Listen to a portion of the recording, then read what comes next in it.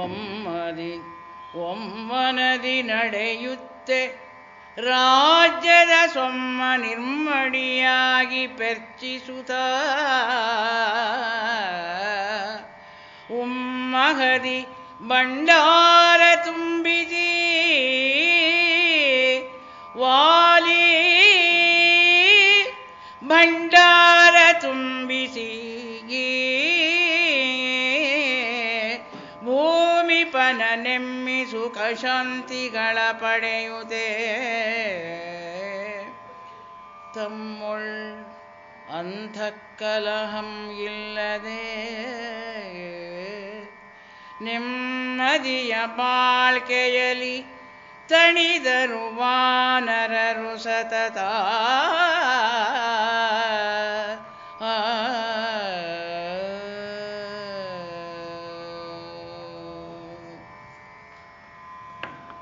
ವಾಲಿ ಇವಾಗ ವಾನರ ರಾಜ್ಯಕ್ಕೆ ಅಧಿಪತಿಯಾಗಿದ್ದಾನೆ.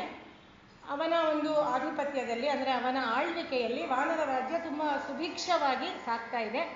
ತಮ್ಮನಾದಂಥ ಸುಗ್ರೀವ, ಇಬ್ಬರು ಒಬ್ಬಳೇ ತಾಯಿ, ಇಬ್ಬರು ತಂದೆಗೆ ಅಂದರೆ ಬೇರೆ ಬೇರೆ ತಂದೆಯರಿಗೆ ಹುಟ್ಟಿದ್ದು. ಅವನು ವಾಲಿ ಇಂದ್ರನ ಮಗ, ಸುಗ್ರೀವ ಸೂರ್ಯನ ಮಗ. ವೃಕ್ಷರಜಸ್ಸು ಅನ್ನೋವನು ಗಂಡಾಗಿದ್ದವನು ಕಾರಣಾಂತರದಿಂದ ಹೆಣ್ಣಾಗಿ ಅವನಿಗೆ ಹುಟ್ಟಿದಂತಹ ಒಂದು ಅಸಾಮಾನ್ಯವಾದಂತಹ ಜನನ ಇವರಿಬ್ಬರದ್ದುವೆ. ಹಾಗೆ ಕಥೆ ಮುಂದುವರಿತಾ ಇದೆ.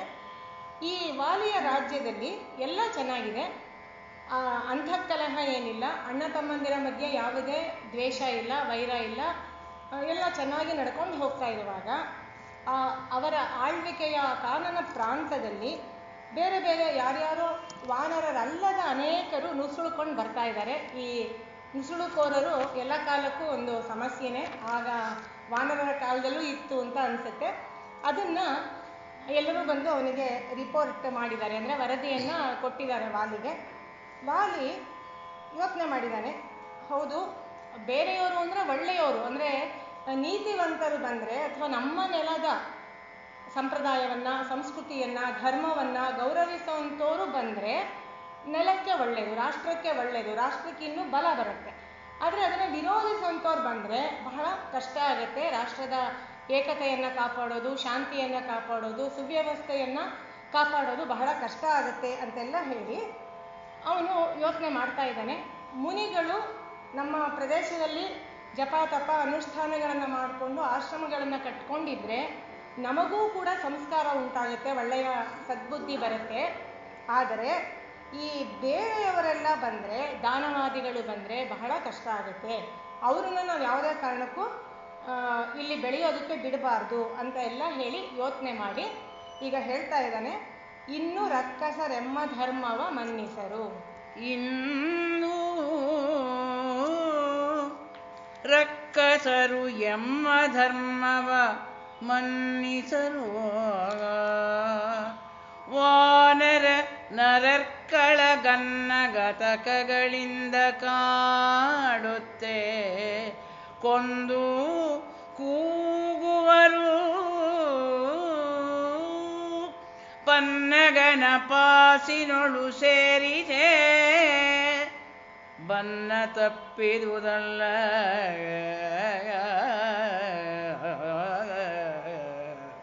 ದೈತ್ಯರ ಪನ್ನತಿಕೆ ಪುಗದಂತೆ ದಂಡಿಸಿ ಬುದ್ಧಿಗಲಿಸುವುದು.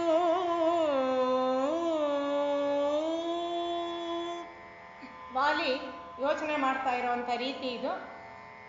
ಮುಂದುವರಿಯೋದಕ್ಕೆ ಮೊದಲು ಒಂದು ಹೇಳಬೇಕಾಗಿತ್ತು, ಮರ್ತುಬಿಟ್ಟೆ. ಇವತ್ತು ನಾಳೆ ನಾಡಿದ್ದು 3 ದಿನ ಇರುತ್ತೆ. ಗುರುವಾರ ಒಂದಿನ ಇರೋದಿಲ್ಲ, ಇಲ್ಲಿ ಪ್ರದೋಷ ಪೂಜೆ ಅಂತ ಹೇಳಿರೋದ್ರಿಂದ 20ನೇ ತಾರೀಕು ಮತ್ತೆ ಮುಂದುವರಿಯುತ್ತೆ, 19 ಇರಲ್ಲ. ಅಂದರೆ 5:15 7 ಗಂಟೆ ತನಕ ಮಾಡೋದಕ್ಕೆ ನಮಗೆ ಅನುಮತಿ ಕೊಟ್ಟಿದ್ದಾರೆ, 1.5 ಗಂಟೆ. ಹಾಗಾಗಿ ಸ್ವಲ್ಪ ಭಾಗ ಬೇಗ ಮುಂದೆ ಹೋಗುತ್ತೆ ಕಾವ್ಯ ಅಂತ ಹೇಳಿ.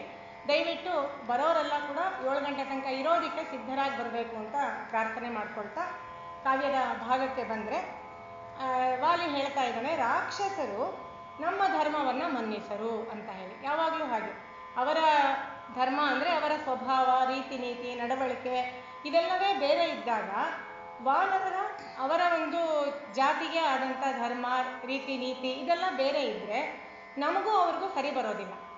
ಹಾಗಾಗಿ ಅವ್ರೇನು ಮಾಡ್ತಾರೆ, ವಾನರರನ್ನ ನರರನ್ನ ಅವ್ರನ್ನೆಲ್ಲರನ್ನೂ ಕೂಡ ಗೋಳಿಕೊತಾರೆ ಗನ್ನಗತಕಗಳಿಂದ. ಅಂದರೆ ಗೋಳಿಕೊಳ್ಳೋದು ಅಂತೀವಲ್ಲ, ಅದಕ್ಕೆ ಗನ್ನಗತಕ ಅಂದರೆ ಕಷ್ಟಪಡಿಸೋದು ಅಂತ. ಕೊಲ್ತಾರೆ, ತಿಂತಾರೆ, ಹೀಗೆಲ್ಲ ಮಾಡ್ತಾರೆ ಅವರು. ಇದು ಹೇಗೆ ರಾಕ್ಷಸರನ್ನ ನಾವು ನಮ್ಮ ರಾಜ್ಯದ ಸೀಮೆಯೊಳಗೆ ಇಟ್ಕೊಂಡ್ರೆ ಅದು ಹೇಗಿರುತ್ತೆ ಅಂತಂದರೆ, ಪಾಸಿನೋಳು ಪನ್ನಗನ ಸೇರಿಸೆ ಅಂತ. ನಮ್ಮ ಹಾಸಿಗೆ ದುಪ್ಟಿ ಒಳಗೇನೆ ಹಾವನ್ನು ಇಟ್ಕೊಂಡ್ರೆ ಹೇಗೋ ಹಾಗೆ ಅದು ಯಾವಾಗ ಬೇಕಾದರೂ ಕಚ್ಬೋದು ಅಂತ. ಹಿಂದಿಲಿ ಇದನ್ನ ಆಸ್ತೀನ್ ಕಾ ಸಾಂಪ್ ಅಂತ ಕರೀತಾರೆ. ಆಸ್ತೀನ್ ಅಂತಂದರೆ ಒಳಗಡೆ ಬಟ್ಟೆಗಳಿಗೆ ಇದನ್ನು ಕೊಟ್ಟಿರ್ತಾರಲ್ವ, ಲೈನಿಂಗ್ ಅಂತ ಕೊಟ್ಟಿರ್ತಾರಲ್ವ, ಬಟ್ಟೆಗೂ ಲೈನಿಂಗು ಮಧ್ಯೆ ಹಾವನ್ನು ಸೇರಿಸ್ಬಿಟ್ರೆ ಅದು ಯಾವತ್ತೂ ನಮಗೆ ತೊಂದರೆ ತಪ್ಪಿದ್ದಲ್ಲ ಅನ್ನೋ ಥರದಲ್ಲಿ ಆ ಒಂದು ಅರ್ಥ ಬರುವ ಈ ಒಂದು ನುಡಿಗಟ್ಟನ್ನು ಇಲ್ಲಿ ಬಳಸಿದ್ದಾರೆ. ಪನ್ನಗನ ಪಾಸಿನೋಳು ಸೇರಿಸೆ, ಮನೆಯಲ್ಲಿ ಹಾವು ಸಾಕದಂಗೆ ಅಂತ ಹೇಳ್ತಾರಲ್ಲ, ಆ ಅರ್ಥ ಬರುತ್ತೆ. ಬನ್ನ ತಪ್ಪಲ್ಲ, ಕಷ್ಟ ಇಲ್ಲ. ಆದ್ರಿಂದ ದೈತ್ಯರನ್ನ ಅವರು ಮುಂದುವರೆದು ಇಲ್ಲಿ ಬಲಕಾಯಿಸಿಕೊಳ್ಳದ ರೀತಿಯಲ್ಲಿ ಅವ್ರು ಕಂಡ ಕಡೆ ಎಲ್ಲ, ಕಂಡಲ್ಲಿ ಗುಂಡಿಕ್ಕು ಅಂತಾರಲ್ಲ ಹಾಗೆ ಅವ್ರನ್ನ ಕೊಂದು ಅವರಿಗೆ ಬುದ್ಧಿ ಕಲಿಸ್ಬೇಕು. ಇನ್ನು ದಡಿಗ ರಕ್ಕಸರು ಏನ್ ಮಾಡ್ತಾರೆ ನೋಡಿ, ದಡಿಗ ರಕ್ಕಸರು ಎಮ್ಮ ನಾಡಿನ ಗಡಿಗೆ ಕಾಲಿಡದಂತೆ ದಂಡಿಸಿ ಕಿಡುಕರು ಪಟಲ ತಟ್ಟದಂತಿರೆ ಬೆಚ್ಚರದಿಂಗಿವುದೋ ಚೆಚ್ಚರದಿಂಗಿವುದು ಕಿಡುಕರ ಪುಪಟಲ ತಟ್ಟದಂತಿರೆ ಕಡುಗಿ ಮಾಯೆಯ ಬಲದಿ ಮುಂದಕ್ಕಡಿಯ ನಿಟ್ಟೊಡೆ ಕಡುಗಿ ಮಾಯೆಯ ಬಲದಿ ಮುಂದಕ್ಕೆ ಅಡಿಯ ನಿಟ್ಟೊಡೆ ನಾನೇ ದಂಡಿಪೆನು ಒಡನೆ ಮೈಗಾವಲಿಗೆ ಸೋದರ ನಿಹನು ಸುಗ್ರೀವ. ಸರಳವಾಗಿರುವಂತಹ ಪದ್ಯ. ಅವರು ಮೊದಲು ನುಸುಳದ ಹಾಗೆ ನೋಡ್ಕೋಬೇಕು. ಅವರನ್ನ ಏನು ಮೂಲದಲ್ಲೇ ಕತ್ತರಿಸ್ಬೇಕು. ಒಳಗಡೆ ರಕ್ಷಣಾ ಆ ಸೀಮೆ ಯಾವುದಿದೆ, ಎಲ್ಲೆಯ ಆ ಗೆರೆ ಯಾವುದಿದೆ ಅಥವಾ ಬೇಲಿ ಯಾವುದಿದೆ ಅದನ್ನ ಹಾದು ಒಳಗೆ ಬರದಿರೋ ಥರ ನೋಡ್ಕೊಳ್ಬೇಕು. ದಂಡಿಸಿ ಆ ಕೆಡಕರ ಉಪಟಳವನ್ನ ನಮಗೆ ತಟ್ಟಲೇಬಾರದು. ಹಾಗೆ ಎಚ್ಚರದಿಂದ ಇರಬೇಕು, ಬಹಳ ಎಚ್ಚರಿಕೆಯಿಂದ ನಾವು ಇರಬೇಕು. ಅದೂ ಮೀರಿ ಅವರೇನಾದರೂ ಮುಂದಕ್ಕೆ ಅಡಿಯ ನಿಟ್ಟೊಡೆ, ಹಾಗೂ ಎಷ್ಟೇ ಕಣ್ಗಾವಲಿದ್ರೂ ಕೂಡ ಎಷ್ಟೋ ಸಮಯ ಆಗುತ್ತೆ. ಇವತ್ತು ಕೂಡ ನಾವು ನೋಡ್ತಾ ಇದ್ದೀವಿ, ಈಗ ಒಂದು ಸ್ವಲ್ಪ ಕಡಿಮೆ ಆಗಿರ್ಬೋದು ಇತ್ತೀಚಿನ ದಿನಗಳಲ್ಲಿ. ಮೊದಲು ನಮ್ಮ ಕಾಶ್ಮೀರಕ್ಕೆ ಹೇಗೆ ಹಿಂಸುಳಿ ಬರ್ತಾ ಇದ್ರು ಅನ್ನೋದೆಲ್ಲ ನಮಗೆ ಗೊತ್ತಿದೆ. ಇಲ್ಲಿಂದ ಅಲ್ಲಿಗೆ ಹೋಗೋದು, ಅಲ್ಲಿಂದ ಇಲ್ಲಿಗೆ ಬರೋದು ಬಹಳ ಸಲೀಸಾಗಿ ಆಡಳಿತ ಯಂತ್ರದ ಸಹಕಾರದ ಜೊತೆಯೇ ನಡೀತಾ ಇತ್ತು. ಹಾಗೆಲ್ಲ ಇದ್ದಿದ್ದು ಎಷ್ಟೆಷ್ಟೇ ಮಾಡಿದ್ರೂ ಕಷ್ಟ ಇದೆ. ಹಾಗೇನಾದರೂ ಒಳಕ್ಕೆ ಬಂದರೆ ನಾವು ಅವನ ನಾನೇ ದಂಡಿತೆ, ನಾನು ನನ್ನ ಸೈನ್ಯಕ್ಕಾಗಲಿ ದಂಡಾಧಿಪತಿಗಳಿಗಾಗಲಿ ಹೇಳೋದಿಲ್ಲ, ನಾನೇ ಮುಂದೆ ಹೋಗಿ ದಂಡಿಸ್ತೀನಿ.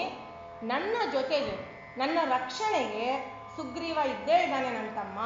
ನಾವಿಬ್ರು ಹೇಗೆ ಅಂದರೆ ಎರಡು ದೇಹ ಒಂದು ಜೀವ, ಆ ರೀತಿಯಾಗಿ ನಾವಿರೋವಂಥವ್ರು ಅನ್ನೋ ಅಷ್ಟು ಆತ್ಮವಿಶ್ವಾಸದಿಂದ ವಾಲಿ ಹೀಗೆ ತನ್ನಲ್ಲೇ ಒಂದು ಸ್ಟ್ರಾಟಜಿ ಅಂತಾರಲ್ಲ, ಒಂದು ರಣನೀತಿಯನ್ನು ಅಥವಾ ರಾಜನೈತಿಕ ನಡೆಯನ್ನ ನಿರ್ಧಾರ ಮಾಡ್ಕೊಳ್ತಾನೆ. ಇದು ನಡೀತಿರೋದು ಮಂತ್ರಾಲೋಚನೆಯ ಸಭೆಯಲ್ಲಿ, ಹೀಗೆ ಮಾಡಬೇಕು ಅಂತ.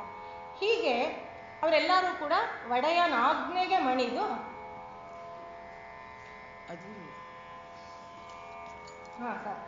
ಇರಬೇಕಾದ್ರೆ ಒಬ್ಬ ಗಂಧರ್ವ ಹೀಗೆ ಅವರೆಲ್ಲರೂ ಮಣಿದು ಇವರೆಲ್ಲರೂ ಕೂಡ ಕಾಯ್ತಾ ಇರ್ತಾರೆ. ತುಂಬ ಬಲವಾದಂಥ ಕಾವಲನ್ನು ಇಟ್ಕೊಂಡಿರ್ತಾರೆ. ಹಾಗೆ ಇರಬೇಕಾದ್ರೆ ಒಬ್ಬ ಗೋಲಭ ಅನ್ನುವಂಥ ಒಬ್ಬ ಗಂಧರ್ವರಿಗೆ ಅವನು ಒಡೆಯ ಅಂತ ಹೇಳ್ತಾ ಇದ್ದಾರೆ. ಸಹ್ಯಾದ್ರಿಯ ಒಂದು ಶಿಖರದಲ್ಲಿ ಅವನು ಅಲ್ಲಿ ಬಂದು ನೆಲೆಸಿದ್ದಾನೆ ತನ್ನ ಗುಂಪಿನ ಜೊತೆಗೆ. ಹಾಗೆ ಇದ್ದಾಗ ಏನಾಗ್ತಾ ಇದೆ ನೋಡಿ, ಮಳೆಯ ಜಗಿಯೊಡನಗಲೆ ಬೇಸರ ಬಿಳಿಯ ಮುಗಿಲೊಡನೆ ಹಾಸವು ನಳಿನಿಯೊಡ ಬಿಚ್ಚುತ್ತೆ ಕಂಗಳು ನೋಡೆದೂರಗಳ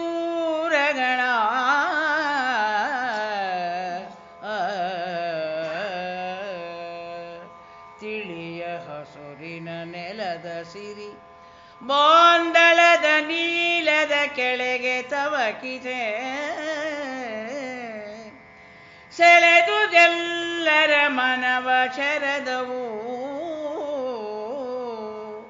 ಕಾಡು ನಾಡಾಯ್ತು. ಶರದೃತುವಿನ ವರ್ಣನೆಯನ್ನ ಮಾಡ್ತಾ ಇದ್ದಾರೆ. ಋತುವರ್ಣನೆ ಕೂಡ ಕಾವ್ಯದ ಒಂದು ಭಾಗ. ಬಹಳ ಸರಳವಾಗಿ ಸುಂದರವಾಗಿ ಮಾಡ್ತಾ ಇದ್ದಾರೆ. ಶರದೃತು ಮಳೆಗಾಲ ಕಳೆದ ಮೇಲೆ ಬರುವಂಥದ್ದು. ಅದು ಹೇಗೆ ಬಂತು ಅನ್ನೋದನ್ನ ಹೇಳ್ತಾ ಇದ್ದಾರೆ. ಮಳೆಯ ಜಗಿಯೊಡನ್ ಅಗಲೇ ಬೇಸರ. ಜಿಟಿ ಜಿಟಿ ಅಂತ ಮಳೆ ಹುಯ್ತಾ ಇದ್ರೆ, ಈ ವರ್ಷ ಅಂತೂ ಮಳೆ ಎಷ್ಟು ಬೇಜಾರು ಬರ್ತಿದೆ ಅಂದ್ರೆ, ಮಳೆ ಅಂದ್ರೆ ಬೇಡ ಅನ್ನೋ ಥರ ರೈನ್ ರೈನ್ ಗೋ ಅವೇ ಅಂತ ನಾವು ಹೇಳಬೇಕಾಗಿದೆ. ಯಾಕೆ ಇಂಗ್ಲೆಂಡಲ್ಲಿ ಹಾಗೆ ಯಾವಾಗ ಅಂದ್ರೆ ಅವಾಗ ಮಳೆ ಬರುತ್ತಂತೆ. ಹಾಗಾಗಿ ಮಕ್ಕಳು ಆ ಥರ ಆಟ ಆಡ್ತಾರೆ. ನಮ್ಮ ಭಾರತದಲ್ಲಿ ಹಾಗೆ ಆಡಬಾರ್ದು ಅನ್ನೋ ಕೂಗೆಲ್ಲ ಕೂಡ ಕೇಳಿದ್ವು ನಾವು. ಈ ವರ್ಷ ಮಕ್ಕಳು ಹಾಗೆ ಆಡ್ಲಿ ಅಂತ ಬೇಕಾದ್ರೆ ನಾವೇ ಹೇಳ್ಬೋದು. ಅಷ್ಟು ಮಳೆ ಬಂದು ಬೇಜಾರಾಗಿದೆ. ಮಳೆ ಅಂದರೆ ಬೇಸರವೇ. ಆದರೆ ಮಳೆಯ ಜೊತೆ ನಮ್ಮ ಭಾರತದಲ್ಲಿ ಅನೇಕ ಕಲಾ ಪ್ರಕಾರಗಳು ಕೂಡ ಹುಟ್ಕೊಂಡಿವೆ. ಅದನ್ನು ನಾವು ಮರೆಯೋಕ್ಕಾಗಲ್ಲ. ಅಂದರೆ ಮಲೆನಾಡಲ್ಲಿ, ದಕ್ಷಿಣ ಕನ್ನಡ, ಕರಾವಳಿ ತೀರದಲ್ಲಿ ಯಾವಾಗಲೂ ಮಳೆ ಅಂದರೆ ಬಹಳ ಎಡೆಬಿಡದ ಮಳೆ ಇರುತ್ತಲ್ಲಿ. ಅದರಿಂದಾಗಿ ನೋಡಿ ಈ ಅರ್ಥ ಹೇಳ್ತಾರಲ್ಲ, ಅದು ತಾಳಮದ್ದಲೆ ಇವೆಲ್ಲ ಕೂಡ ಅದರ ಪ್ರಭಾವದಿಂದಲೇ ಹುಟ್ಟಿದ್ದು ಅಂತ. ಯಕ್ಷಗಾನಕ್ಕಾದರೂ ಒಂದು ವೇದಿಕೆ ಬೇಕು, ಬಯಲು ಬೇಕು, ಜನಗಳು ಕೂತ್ಕೊಳ್ಬೇಕು, ವೇಷ ಬೇಕು, ಇದೆಲ್ಲ ಆಗುತ್ತೆ. ಆದರೆ ತಾಳಮದ್ದಲೆಗೆ ಅದೇನು ಬೇಡ. ಹೊರಗಡೆ ಮಳೆ ಸುರಿತಿದ್ರೂ ಪರವಾಗಿಲ್ಲ, ಅವ್ರವ್ರ ಮನೆ ಜಗಲಿ ಮೇಲೆ ಕೂತ್ಕೊಂಡು ವೇಷಭೂಷಣ ಏನೂ ಇಲ್ಲದೇನೆ ಪಾತ್ರಗಳನ್ನು ತಮ್ಮಲ್ಲಿ ತಾವು ಆರೋಪ ಮಾಡಿಕೊಂಡು ಈ ತಾಳಮದ್ದಲೆ ಮಾಡುವಂಥ ಒಂದು ಕಲೆ ಇದೆಯಲ್ಲ, ಅದು ಈ ಮಳೆಗಾಲದ ಒಂದು ಪ್ರಭಾವ ಅಂತಲೇ ಹೇಳ್ತಾರೆ. ಅಲ್ಲದೆ ಫುಡ್ ಅದನ್ನು ಪ್ರಿಸರ್ವ್ ಮಾಡೋದು, ಆಹಾರ ಸಂಸ್ಕರಣ, ಇಂಥದ್ದೆಲ್ಲ ಕೂಡ ಈ ಮಳೆಯ ಕಾರಣದಿಂದ ಅನೇಕ ಈ ತಂತ್ರಜ್ಞಾನಗಳು ಕೂಡ ನಮ್ಮಲ್ಲಿ ಬೆಳೆದಿದೆ ಅನ್ನೋದು ಮಳೆಯ ಒಂದು ಪಾಸಿಟಿವ್ ಸೈಡ್ ಅಂತ ಬೇಕಾದರೆ ಹೇಳ್ಬೋದು.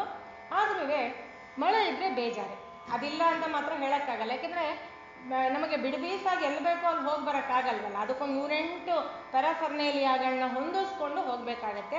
ಅದೇ ಮಳೆಯ ಜಗಿಯೊಡನ್ ಅಗಲೇ ಬೇಸರ ಅಂತ ಹೇಳ್ತಾ ಇದ್ದಾರೆ. ಇಲ್ಲಿ ಜಗಿ ಅನ್ನೋ ಶಬ್ದ ಕೂಡ ವಿಶೇಷ. ಜಗಿಗೆ 2-3 ಅರ್ಥಗಳುಂಟು.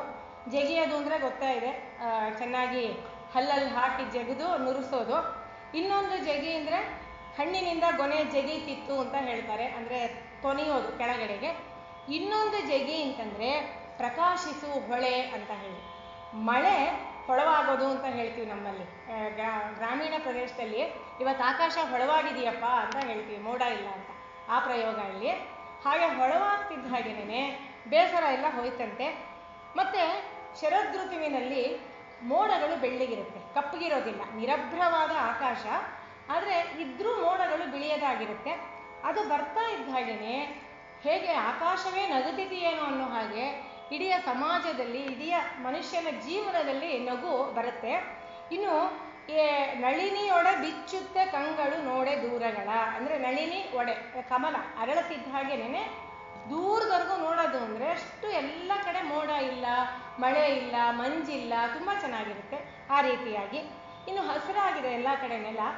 ಅದು ಬಾನಿನ ನೀಲದ ಜೊತೆ ಕೆಳೆ ಸ್ನೇಹವನ್ನು ಬಯಸ್ತಾ ಇದೆ ಅಂತಂದರೆ ಎರಡು ಸ್ಪರ್ಧಿಸ್ತಿವೆ ಅನ್ನೋ ಅರ್ಥದಲ್ಲಿ. ಹೀಗೆ ಇರಬೇಕಾದ್ರೆ ಎಲ್ಲರ ಮನವನ್ನು ಶರದೃತು ಸೆಳೀತು, ಕಾಡು ನಾಡಾಯಿತು.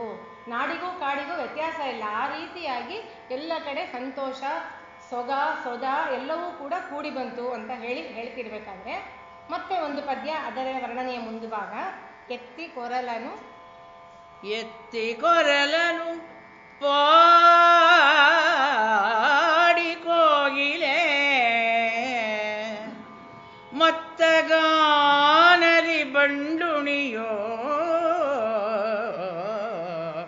ಪರಿಯುತ್ತೆ ತಂಪನು ಕಂಪನಿಯುತೆ ಪವನ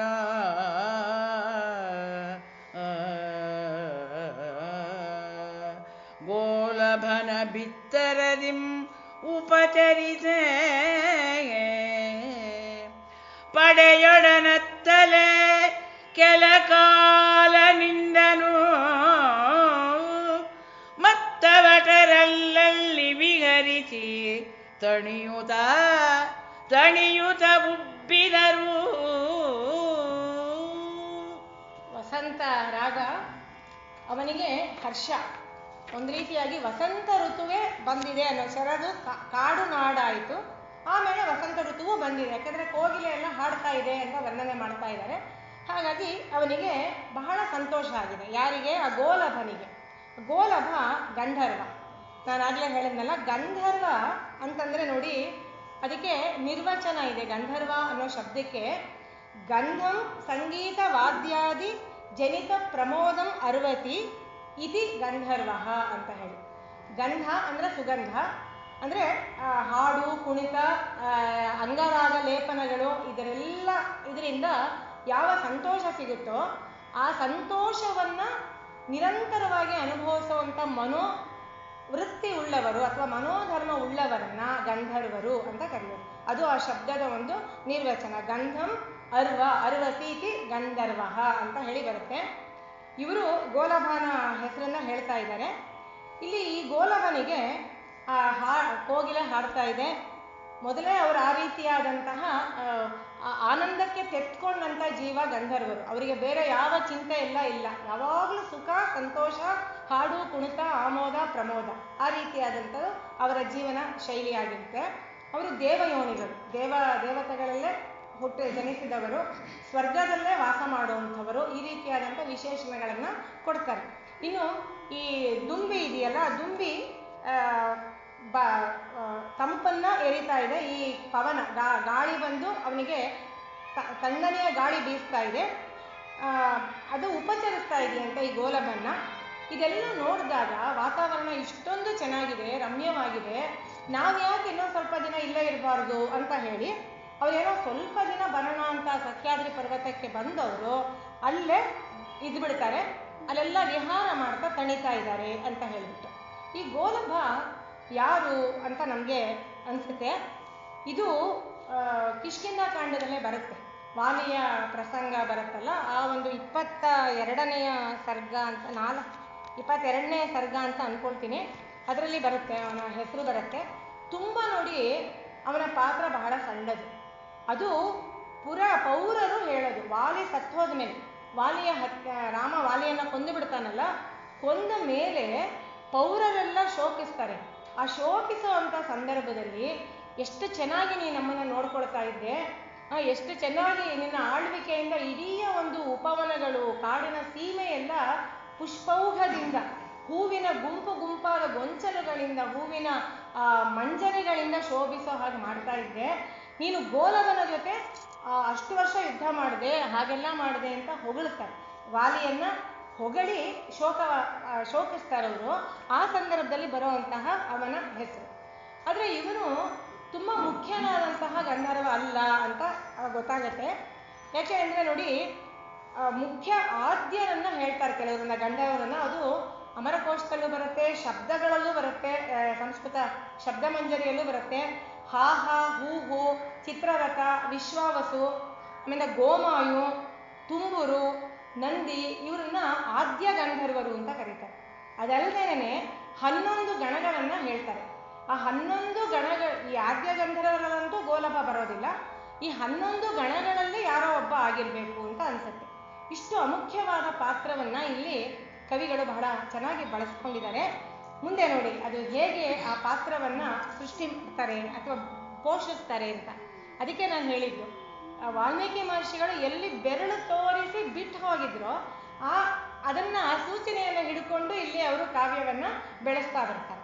ಹಾಗೆ ಮಾಡೋಕ್ಕಾಗೋದು. ಅದನ್ನೇ ಧ್ವನಿ ಕಾವ್ಯಗಳಿಂದ ಪ್ರೇರಿತರಾಗಿ ಕಾವ್ಯ ಬರೆಯೋರೆಲ್ಲ ಆ ರೀತಿಯ ಮಾರ್ಗವನ್ನೇ ಹೆಚ್ಚಾಗಿ ಅನುಸರಿಸೋದು. ಇಲ್ಲಾಂದ್ರೆ ವಾಲ್ಮೀಕಿ ಹೇಳದೆ ಬಿಟ್ಟಿರೋದನ್ನ ಹೇಳಿದ್ದನ್ನೇ ಹೇಳ್ತೀವಿ ಅಂದ್ರೆ ಏನೂ ಸ್ವಾರಸ್ಯ ಇರೋದಿಲ್ಲ. ಹಾಗೆ ಮಾಡಿದ್ದಾರೆ.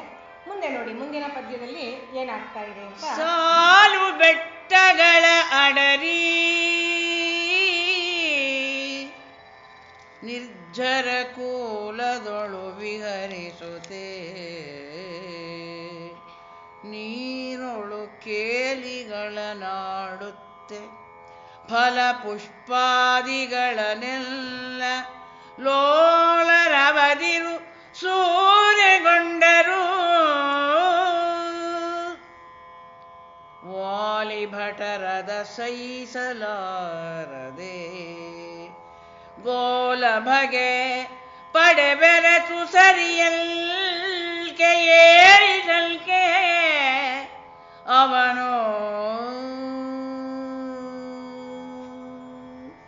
ವಾಸಂತಿ ರಾಗದಲ್ಲಿ ಅವರು ಎಷ್ಟು ಆನಂದದಿಂದ ವಿಹರಿಸ್ತಿದ್ರು ಅಂತ. ವಿಹರಿಸ್ತಾ ಸುಮ್ಮನೆ ಇದ್ದಿದ್ರೆ ಪರವಾಗಿರ್ಲಿಲ್ಲ. ಅವ್ರು ಮಾಡಿದ್ದು ಏನು, ಆ ಕೆಡಕನ್ನ ಇದೇ ವಾಲಿಗೆ ಭಯ ಇದ್ದಿದ್ದು. ಅಲ್ಲಲ್ಲಿ ಇವನು ಎಲ್ಲ ಅವನ ಭಟ್ಟರನ್ನ ಅಂದ್ರೆ ಸೈನಿಕರನ್ನೆಲ್ಲ ಕೂಡ ಆಯಾ ಪರ್ವತ ಪ್ರಾಂತದಲ್ಲಿ ಅಲ್ಲಲ್ಲಿ ಇಟ್ಟಿದ್ದಾನೆ ರಕ್ಷಣೆಗೋಸ್ಕರ. ನೋಡಿ, ಸಾಲು ಬೆಟ್ಟಗಳೆಡರಿ ಇವರಿಲ್ಲಿ ಸಹ್ಯಾದ್ರಿಯನ್ನ ತಂದ್ರು. ಅದು ಕಿಷ್ಕಿಂಧೆ ಕಡೆಗೆ ಬರುತ್ತಾ ಏನು ನನಗೆ ಗೊತ್ತಿಲ್ಲ, ಬರ್ಬೋದು, ಪಶ್ಚಿಮ ಘಟ್ಟಕ್ಕೆ ಬರುತ್ತೇನೋ, ಅದು ಅಷ್ಟು ಸರಿಯಾಗಿ ನಂಗೆ ಗೊತ್ತಿಲ್ಲ. ಒಟ್ಟಿನಲ್ಲಿ ಸಹ್ಯಾದ್ರಿ ಅಂತ ಇವ್ರು ಹೇಳ್ತಾ ಇದ್ದಾರೆ. ನಾವು ಅದನ್ನೇ ಇಟ್ಕೊಳ್ಳೋಣ ಕಾವ್ಯವನ್ನ. ಅಲ್ಲಿ ಹರಿಯುವಂತಹ ಝರಿಗಳಲ್ಲಿ, ತೊರೆಗಳಲ್ಲಿ, ಸಣ್ಣ ಸಣ್ಣ ಜಲಪಾತಗಳಲ್ಲಿ ಚೆನ್ನಾಗಿ ಸ್ನಾನ ಮಾಡಿ ಆನಂದ ಪಡ್ತಾ ಅವು ಆಟ ಆಡ್ತಾ ಇದ್ದಾರೆ. ಅಲ್ಲಿದ್ದಂತಹ ಎಲ್ಲ ಹೂವು, ಹಣ್ಣು, ಎಲೆ, ಕಾಯಿ, ಹೀಚು ಎಲ್ಲನೂ ಸೂರೆಗೊಂಡಿದ್ದಾರೆ. ಅಂದ್ರೆ ಕಿತ್ತು ಆಟ ಆಡ್ತೀವಿ ಅನ್ನೋ ನೆವದಲ್ಲಿ ಇದನ್ನ ಮಾಡಿದ್ದಾರೆ. ಇವರು ವಾಲಿಯ ಭಟರೆಲ್ಲ ನೋಡ್ತಾ ಇದ್ರು. ಬರೀ ಏನೋ ಆಟ ಆಡ್ಕೊಂಡು ಹೋಗ್ತಿದ್ದಾರೆ ಅಂದ್ರೆ ಹೋಗ್ಲಿ ಪರವಾಗಿಲ್ಲ ಅಂತ ಸುಮ್ಮನಿದ್ರೆ, ಇವ್ರು ಇದೆಲ್ಲ ಮಾಡಿದಾಗ ಅವ್ರನ್ನ ತಡೀತಾರೆ. ತಡೆದಾಗ ಮುಂದೆ ನೋಡಿ ಅವರು ಇವನನ್ನ ವಿರೋಧಿಸ್ತಾ ಇದ್ದಾರೆ, ಈ ವಾಲಿಯ ಭಟರನ್ನ. ಮುಂದಿನ ಪದ್ಯ ವನಂಗಳ ಮರದ ಹೋರುಗಳೆರೆಯರಿಲ್ಲದ ಪುರುಳೋ, ಗಿರಿ ವನಂಗಳ ಮರದ ಹೋರುಗಳೆರೆಯರಿಲ್ಲದ ಪುರುಳೋ, ಪಡೆದವರೆರೆಯರೆ ಅದರಿಂ ತಾನೆ ಅಧಿಪತಿ ವಾಲಿ ಎತ್ತಣವ ಎರೆಯನೆಂಬುದಕ್ಕೆ ಇಲ್ಲ ಬುಡಾಗ, ನೀಂ ತೆರಳಬೇವುದು ಬಂದ ಹಾದಿಯೊಳ್ಗಿರದೆ ಪೀಡಿಸಲ್ ಉಗಿವೆ ನಿಮ್ಮಯ ನಾಲಗೆಯನೋ ಎಂದ. ನೋಡಿ, ಏನೋ ಇತ್ತತ್ ಬಾ ಅಂದ್ರೆ ಇದ್ದ ಮನೆ ಕಿತ್ಕೊಂಡ್ರು ಅಂತ ಹೇಳ್ತಾರಲ್ಲ ಹಾಗೆ. ಏನೋ ಇದಾನೆ ಆಟ ಆಡ್ಕೊಂಡಿರ್ಲಿ, ಒಂದ್ ಸ್ವಲ್ಪ ದಿನ ಪಿಕ್ನಿಕ್ ಬಂದಿದ್ದಾರೆ ಅಂತಂದ್ರೆ ಇವರು ಮಾಡ್ತಿರೋದೇನು? ಅದೇ ನಮ್ಮಲ್ಲಿ ಇವತ್ತು ಅದು ಮುಂದುವರೆದಿದೆ. ಎಲ್ಲಿ ನೀವು ಯಾವ ಪ್ರೇಕ್ಷಣೀಯ ಸ್ಥಳಗಳಿಗೆ ಹೋಗಿ, ಯಾವ ಪಿಕ್ನಿಕ್ ಸ್ಪಾಟ್ಸ್ಗೆ ಹೋಗಿ, ಅಥವಾ ಯಾವ ಒಂದು ಯಾತ್ರಾ ಸ್ಥಳಗಳಿಗೆ ಹೋಗಿ, ಅಲ್ಲೆಲ್ಲ ಈ ಹೂಗಳನ್ನ ಕೀಳಬಾರದು, ಈ ಶಿಲ್ಪಗಳನ್ನ ಮುಟ್ಟಬಾರದು, ಇದನ್ನ ಮೊದಲು ಅಲ್ಲಿ ಒಂದು ಸೂಚನೆಯನ್ನ ಹಾಕಿರ್ತಾರೆ. ಅದು ಗೊತ್ತಿಲ್ಲ, ಆ ಮನುಷ್ಯನ ಕಪಿ ಬುದ್ಧಿಯೋ ಅಥವಾ ದುರಾಸೆಯೋ ಲೋಭವೋ ಏನೋ ಗೊತ್ತಿಲ್ಲ, ಅದು ಹಾಗೆ ಮಾಡೋದಕ್ಕೆ ಅವರನ್ನ ಪ್ರೇರೇಪಿಸುತ್ತೆ ಅನ್ಸುತ್ತೆ. ನೀವೆಲ್ಲಿ ನೋಡಿ ಈ ಬೋರ್ಡ್ ಇಲ್ಲದೆ ಇರುವಂತಹ ಒಂದೇ ಒಂದು ನಮ್ಮ ಈ ಪ್ರವಾಸಿ ಸ್ಥಳಗಳನ್ನ ನಾವು ನೋಡೋದಿಕ್ಕಾಗೋದಿಲ್ಲ. ಮಾಡಿ ಮಾಡಿ ಮಾಡಿ ಎಷ್ಟು ಈ ಹಂಪೆಯ ವಿಠಲ ದೇವಸ್ಥಾನದಲ್ಲಿರುವಂತಹ ಸಂಗೀತದ ಕಂಬಗಳು ಇವತ್ತು ಅವು ಮೌನವಾಗ್ಬಿಟ್ಟಿವೆ, ಯಾವ ಸ್ವರವನ್ನು ಹೊರಡಿಸೋದಿಲ್ಲ. ಎಲ್ಲಿ ನೋಡಿ ಅದೇನೇನೆ, ವೀರಗಲ್ಲು ಅಂತ ಗೊತ್ತಾಗಲ್ಲ, ಶಾಸನ ಅಂತ ಗೊತ್ತಾಗಲ್ಲ, ಮಾಸ್ತಿಕಲ್ಲು ಅಂತ ಗೊತ್ತಾಗಲ್ಲ, ಅದರ ಮೇಲೆ ಇವ್ರ ಹೆಸರು ಕೆತ್ಕೊಂಡಿರೋದು. ಯಾವ ಜೋಡಿನೋ, ಅದು ಎಲ್ಲಿಂದ ಬಂದಿರ್ತಾರೋ ಅದು ಅವ್ರಿಗೇ ಗೊತ್ತು, ಅಷ್ಟೇದೇನೆ. ಈ ರೀತಿಯಾಗಿ ಮಾಡೋದು ಇವನು ಈ ಗಂಧರ್ವ ಮಾಡ್ತಿರೋದಾದ್ರೂ ಅದೇನೇನೆ. ಅಷ್ಟಕ್ಕೆ ಸುಮ್ಮನಿದ್ರೆ ಪರವಾಗಿಲ್ಲ, ಕಿತ್ತಿದ್ದಾಯ್ತು. ಅವ್ರು ಬಂದು ನೀನ್ ಮಾಡ್ತಿರೋ ಸರಿಯಲ್ಲ ಅಂತ ಹೇಳಿದ್ರೆ ಇವನು ಹೇಳ್ತಾ ಇದ್ದಾನೆ ನೋಡಿ, ಗಿರಿವನಂಗಳ ಮರದ ಹೋರುಗಳು ಎರೆಯಲಿಲ್ಲದ ಪುರುಳು. ಇದೆಲ್ಲ ನ್ಯಾಚುರಲ್ ರಿಸೋರ್ಸಸ್. ಇದಕ್ಕೆ ಯಾವನಯ್ಯ ಒಡೆಯ? ಎರೆಯ ಅಂದ್ರೆ ಒಡೆಯ ಯಾರು? ಪ್ರಭು ಯಾರಿರಕ್ ಸಾಧ್ಯ? ರಾಜ. ಅದು ಯಾರಿಗೆ ಬೇಕಾದ್ರೂ ಸ್ವಂತ. ಇದನ್ನ ನೀನ್ ಕಂಟ್ರೋಲ್ ಮಾಡಕ್ ನೀನ್ ಯಾರು? ಯಾರು ಅದನ್ನ ಪಡ್ಕೊಳ್ತಾರೋ ಅವರೇ. ಸಿಕ್ದವ್ರಿಗೆ ಸೀರುಂಡೆ ಅಂತಾರಲ್ಲ ಹಾಗೆ, ಯಾರು ಪಡ್ಕೊಳ್ತಾರೋ ಅವ್ರದ್ದೇನೆ ಒಡೆತನ. ಅದಕ್ಕೆ ಗೊತ್ತಾಯ್ತಾ? ನಾನೇ ಇವಾಗ ಅಧಿಪತಿ. ನಿಮ್ಮ ವಾಲಿ ಬಂದಿದ್ದನ್ನ ಕಿತ್ನ, ಇಲ್ಲಿ ಆಟ ಆಡದ್ನ, ಇಲ್ಲಿ ಸ್ನಾನ ಮಾಡದ್ನ, ಏನು ಮಾಡಿಲ್ಲ. ಅವನಿಗೆ ಅವೆಲ್ಲ ಎಲ್ಲಿ ಗೊತ್ತು? ಈ ಕೋಡಿಂದ ಆ ಕೋಡಿಗೆ ನೆಗಿತಾನಷ್ಟೇನೆ, ಅವನಿಗೆ ಇವೆಲ್ಲ ಏನೂ ಗೊತ್ತಿಲ್ಲ. ವಾಲಿ ಎತ್ತಣ ಅಧಿಪತಿ, ಅವನೆಲ್ಲಿ ಅಧಿಪತಿ ಅಯ್ಯ? ಇದಕ್ಕೆ ಒಡೆಯ ಅನ್ನೋನೇ ಇಲ್ಲ, ಗೊತ್ತಾಯ್ತಾ? ನೀನು ಹೋಗ್ಬೋದು ಬಂದಾರಿ ಹಿಡ್ಕೊಂಡು, ನೀನೇನ್ ಬಂದು ನನ್ನನ್ನು ಕಂಟ್ರೋಲ್ ಮಾಡಬೇಡ ಅಂತ ಹೇಳಿದಾಗ, ಇನ್ನೂ ಏನಾದರೂ ನೀನು ಹೆಚ್ಚು ಮಾತಾಡಿದೆಯೋ ನಿನ್ನ ನಾಲ್ಗೆನೆ ಕಿತ್ತು ಬಿಸಾಕ್ಬಿಡ್ತೀನಿ ಅಂತ ಹೇಳಿ ಹೆದರಿಸ್ತಾನೆ. ಹೆದರಿಸ್ತಿದ್ದಾಗೇನೆ ಅವ್ರು ಬಿಡ್ತಾರ? ಅವರು ಎಲ್ಲ ಸೈನಿಕರೇನೆ.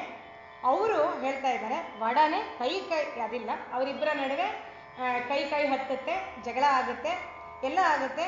ಹೀಗೆ ಆಮೇಲೆ ಹೋಗಿ ಇವನು ವಾಲಿಗೆ ಹೇಳ್ತಾನೆ. ವಾಲಿಗೆ ಸುದ್ದಿ ಹೇಳ್ತಿದ್ದಾಗೆ ಅವರೆಲ್ಲರೂ ಬರ್ತಾ ಇದ್ದಾರೆ.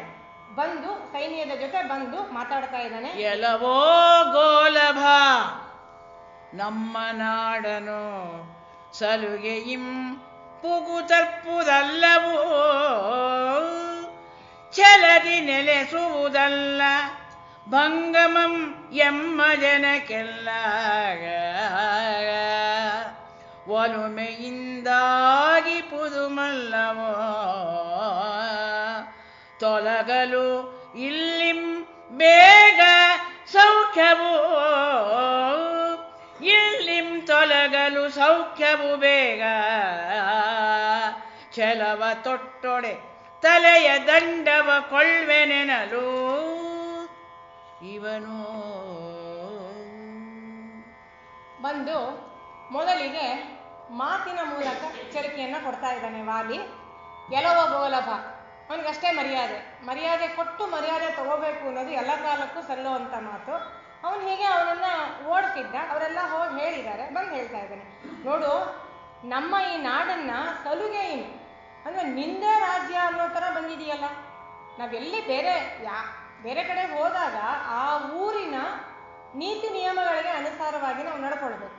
ಇದು ನಮ್ಮದೇ ರಾಜ್ಯ, ನಮ್ಮದೇ ದೇಶ, ನಾವು ಯಾವ ರಾಜ್ಯದಲ್ಲಿ ಹೇಗೆ ಬೇಕಾದ್ರೂ ಇರ್ತೀವಿ ಅಂತೆಲ್ಲ ಹೇಳೋದಕ್ಕಾಗೋದಿಲ್ಲ. ಆಯಾ ಆ ಪ್ರದೇಶಕ್ಕೆ ಯಾವ್ಯಾವ ರೀತಿಯಾಗಿ ನಡ್ಕೊಳ್ಬೇಕೋ ಹಾಗೆ ನಡ್ಕೊಳ್ಬೇಕಾದದ್ದು ನಮ್ಮ ಕರ್ತವ್ಯ. ಮತ್ತೆ ಛಲದಿಂದ ನೆಲೆಸುವುದಲ್ಲ. ಛಲ ಅಂದರೆ ಒಂಥರ ಹಠ ಮಾಡ್ತಾ ಇದ್ದಾನೆ ನೀವು, ಶಾಠ್ಯ, ಒಂಥರ ದುರುಳತನ ಅಂತಾರಲ್ಲ, ಅದನ್ನ ಮಾಡ್ತಾ ಇದ್ದಾನೆ. ಹಾಗೆಲ್ಲ ಮಾಡೋದಲ್ಲ. ಮತ್ತೆ ನಮ್ಮ ಜನಕ್ಕೆಲ್ಲ ಭಂಗವನ್ನ ತರೋದಲ್ಲ. ನೀನು ಹೀಗೆ ಮಾಡ್ತಾ ಇದೀಯ. ನೀನು ನನಗೂ ನಿಮಗೂ ಗಂಧರ್ವರಿಗೂ ವಾನರರಿಗೂ ಒಲುಮೆಯಿಂದಾಗಿ ಪುದುಮಲ್ಲವು. ನಾವು ಹೊಂದ್ಕೊಂಡು ಬಾಳೋದು ನಡೆಯೋದಿರೋ ಮಾತು.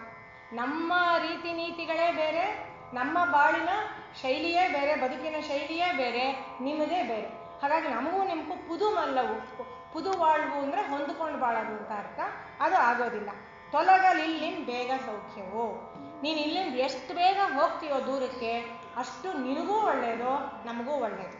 ಛಲವ ತೊಟ್ಟೊಡೆ. ಇನ್ನೂ ನೀನು ಹಠ ಮಾಡಿಕೊಂಡು ನೀನು ಹೇಳಿದೆಯಲ್ಲ, ಇದೆಲ್ಲ ಪ್ರಾಕೃತಿಕವಾದ ಸಂಪತ್ತು, ಇದಕ್ಕೆ ಯಾವನು ರಾಜ ಆಗಿರೋಕ್ಕೆ ಸಾಧ್ಯ?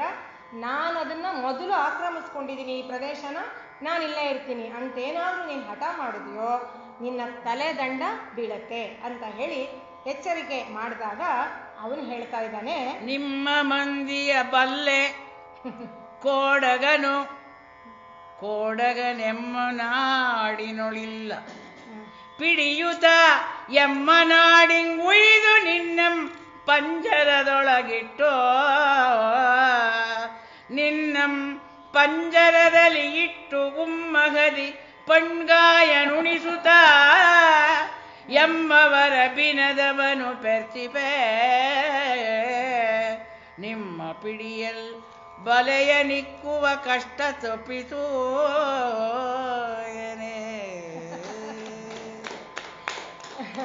ನೋಡಿ, ಇದನ್ನೇ ಹೇಳಿದ ಕವಿಗಳ ಹಾಸ್ಯ ಪ್ರಜ್ಞೆನೂ ಇಲ್ಲಿ ಬಹಳ ಚೆನ್ನಾಗಿ ಕೆಲಸ ಮಾಡಿದೆ. ವಿನೋದದ ಒಂದು ಮನೋಧರ್ಮ ಅವರದ್ದು. ಇದರಲ್ಲಿ ಬರೋದು 4 ಶ್ಲೋಕ, 27, 28, 2 ಶ್ಲೋಕ, 4 ಕೂಡ ಇಲ್ಲ.